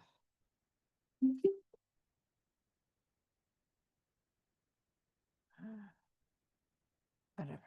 I'll add that screenshot later. I'm looking at the time and I want to make sure that I get a few more things in as far as color is concerned. So then how would I get more help with color other than those little pre-made things or making them myself? There should be some other way to get some help with color. And in this version, in the getting started workspace, there's no color palettes in here. I could bring them up from the top. And I have something called color or color guide. If you actually choose instead one of the other like painting, for example, if you were to want to check out the painting workspace, and again, we're going to later go back to getting started, but I'm just showing you the first thing you're going to get with the painting is a whole bunch of color options. There's a whole palette here with different things that have to do with color. Over here you have swatches. Here you have a thing called a color guide. So it's like it's all about color, right? Which of course, if you're doing painting, that would make sense, right? Oops, that's my alarm saying that we have 15 minutes left. So there are a ton of color tools. It's just that they're not necessarily jumping at you. So what if you're in the getting started? So I'm back to getting started and you want to choose some colors. Where do you get the stuff that other workspaces have?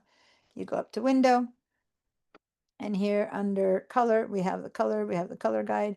Let's go ahead and open the color palette, which comes with color and color guide. And then I'm going to pop that in here just so that I have them more available. Okay. So everyone, let's go open the window and open the color. When you click on one, you get both.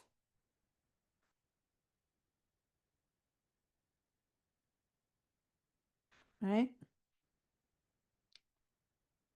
All right. Now let's select a color, one of the ones that I just brought in. Let me select that one. Or let's go back with the one that I've made since that's the one that we were working with. Let's copy and paste. And I don't know if I've shown you before, but to copy and paste something, I think we did it for the boxes, but if I just hold the Option key and drag out an option, I'm just holding the Option or Alt key and drag out, suddenly I have 3 boxes of the same thing. So let me just show you that again. Select one, and then just hold down Option or Alt and then drag. And then drag again. And I'm still holding the Option or Alt and I've just dragged and I've created 4 different ones of these. Okay. There's something I just did with the guides, but for now, here we have different colors. So let's get the second one. And let's go over here. We have color guide or color. Starting with color, not the color guide, but the color. This is kind of like what we'd seen before. We've seen these sliders, we've seen this stuff, but it's a little bit different in that instead of using the color picker, I can put, my mouse is already in eyedropper mode, and I can just kind of click and drag across all of this, which is kind of small. So I could just make it bigger. And now I can just begin to drag around until I hit upon a color that I really love. Say that's the color that I really love. So I'm kind of creating it just by dragging around. Or I prefer one of those, or one of those, or one of those. Okay, so basically it's a full gamut. Now, what if I create that one and then I go, oh, let me add just a tad bit more yellow, a tad bit less yellow. Maybe I want to put a bit more red. So I can move these around still. And then I go, oh, I like that one, for example, right? So it's a combination of here and there until I find it. If I choose it out of color gamut warning, I'll get the warning right here. How's that going? Yeah. So now I've created myself a color that I like. So let's just, we'll leave that as a color. If I want to save it, I would have to still open my palette here and click on the plus sign and then say okay, so that it saves itself. Okay, there it is. And since I had the reason the libraries popped up is because I had it turned on to also save in here, and there it is, it saved itself in here as well. That's just because when I clicked on the plus sign, that was by default turned on, so it just saved itself. Okay. So I made it in here, but then I have to click the plus sign in the swatches appearance panel. Okay, did y'all make your color there? Give me a yes. That's one way of making a new color. I can also, as you saw, go in here and change it, adapt it, modify it. Now let's click on this guy and I want to give it that color. So before I would have had to gone to the swatches, fill and done it. But over here, this recent colors is so cool because that's the one I just created. So I can just go to my recent color, right? This didn't exist before. Before I had to go back here, hope I had saved it, click on that, da da da da da. But now I have it under recent colors. So now this one, I'm going to use the color guide instead. Now the color guide is all about shades. So say that you have 4 of these boxes and you're looking for something that works within the same tones and you want to make a whole thing that works well and you don't know much about color theory and you can't figure out what's going to work well with this. I don't know. So over here, you have different ways of finding colors that work. The first thing that's being proposed to me is that any of these colors here could work in different tints and shades. So maybe I could work with that one, and if you see, if I'm hovering over this, you see how there's a tooltip that is telling me harmony rules. So this is within the rules, color rules of harmony. These all seem to work. And if I like that one, well, maybe I want that one in a different shade of that version, for example. Maybe I want it lighter, darker, or something like that. So I can click on all of this and know that for the most part, it's going to work with that. This is separate. These are 2 colors occurred separately. I might be lucky that they match or not, but this is separate. This is just trying to match that one. Okay, so that's within harmony rules. Let me just go back to the original color because I'm going to show you what other rules there are. What if I want complementary? What's the complementary color to this one? Oh, that would be complementary.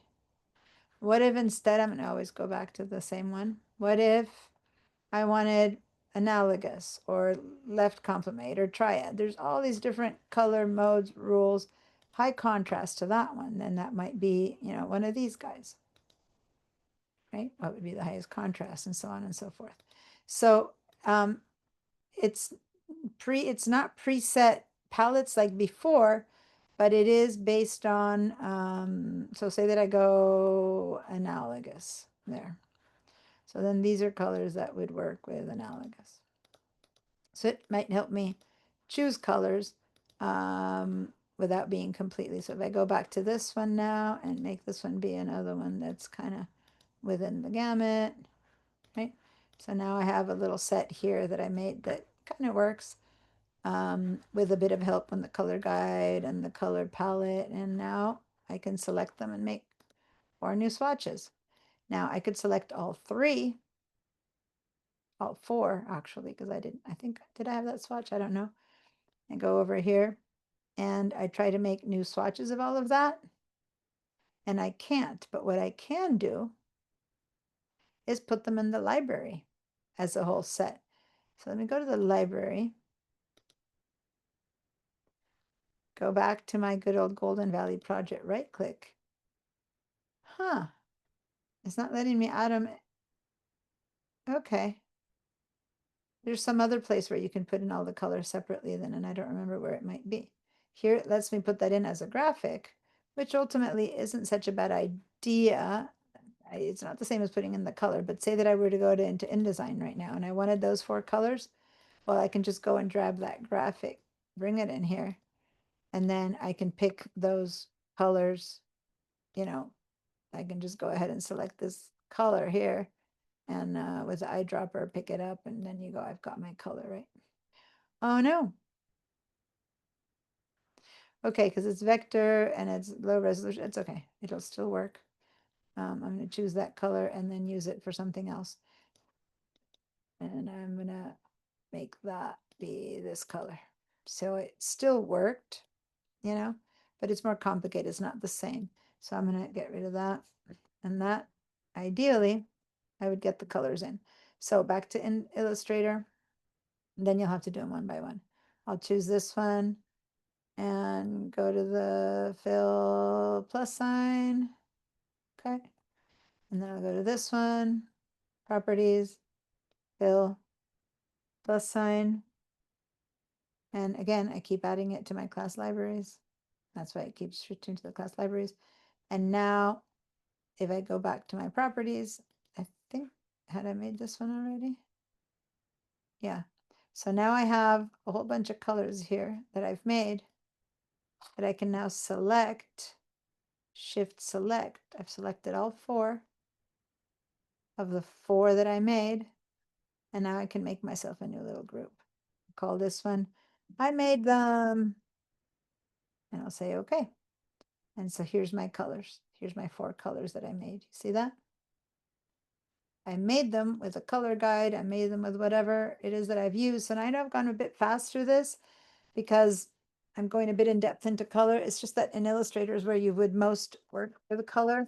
And again, I go much further into that in the Illustrator class, but I thought I'd just show you this really quick because otherwise I don't show you anymore how to make colors. So if I'm going to make colors, I don't make them in InDesign. InDesign has those tools, by the way. It's just that I'm accustomed to do them in InDesign. But if I go to Window and I go to Color,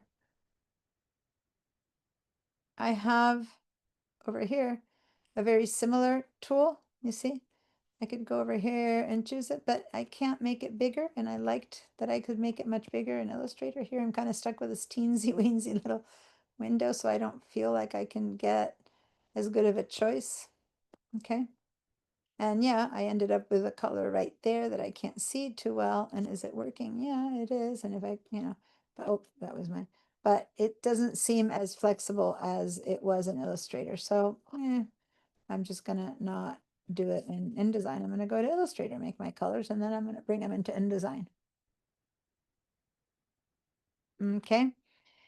In Photoshop, I know many of you don't have it open, but it's relatively similar here. I have my color palette, and I'm just going to show you this when you don't want to do that. And again, here's my color swatches, and it's like a little mini color picker, and I can choose a color. But for the most part in Photoshop, we don't put in colors because we're working with photographs, unless we're working with vectors, because we're making a little button or something. If we're making a little button, might as well make it in Illustrator. But if I'm going to make it in here, and I'm going to click and hold and make a little rectangle, where do I have my vector tools?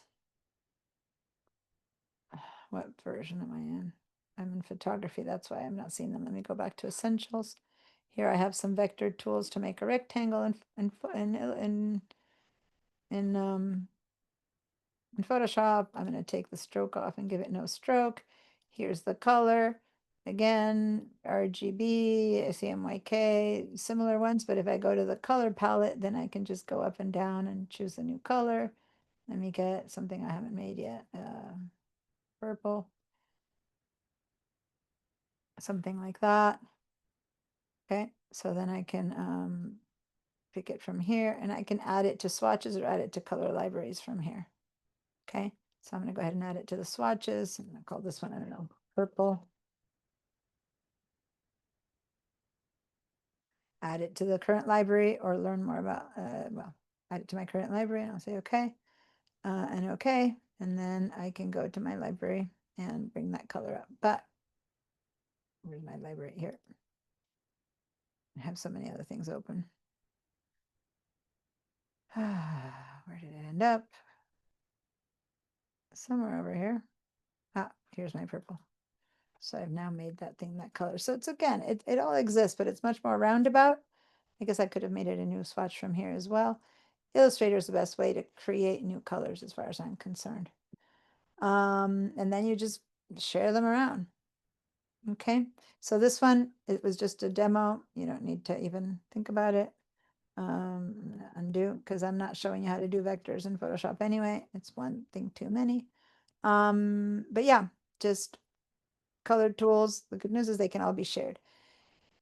Looking at the time, 2 more seconds.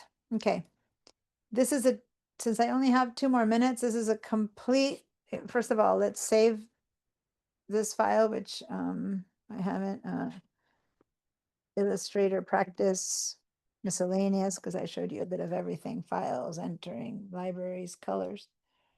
I'm going to select these 4, and remember what I showed you before to copy, hold down the Option key and drag again. So here I've got another set of the same thing.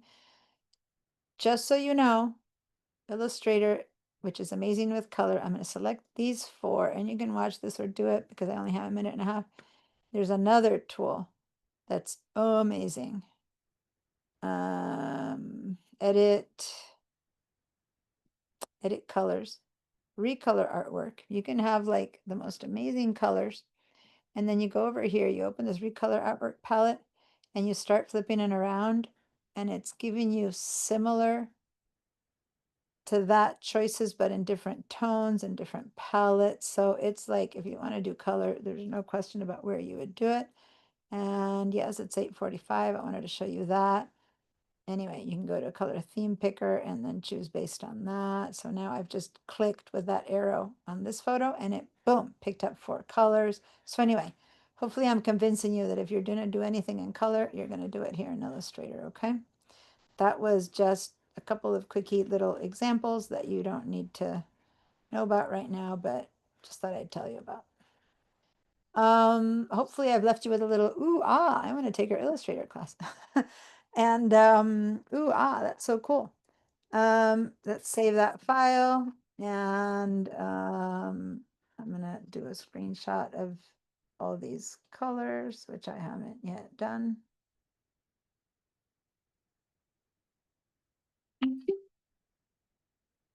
And class is over. I'm going to take a second here to post the last 2 screenshots. But other than that, did I put the libraries, color libraries yet? No. Anyway, I'll see you on Monday. Hopefully, if you've upgraded your programs, at least Photoshop, then I can show you a bit more expanded. I want to talk to you about what we do for going to the web. Today we went about going to print, but I'd like to do it with the updated version so I can show you all how to use that generative upscale. Okay? Have fun, do some work, post some colors here. I don't want to send you a specific homework, just do some more of this and post it and show me that you've practiced it. And then Patty, please watch the first part, not the first part where I was helping someone with technical stuff, but like half an hour in, we begin talking about some good stuff until you arrived. Okay? Thank you. Thank you. Play around. It's all fun. Thank Take you. care. Bye. Bye.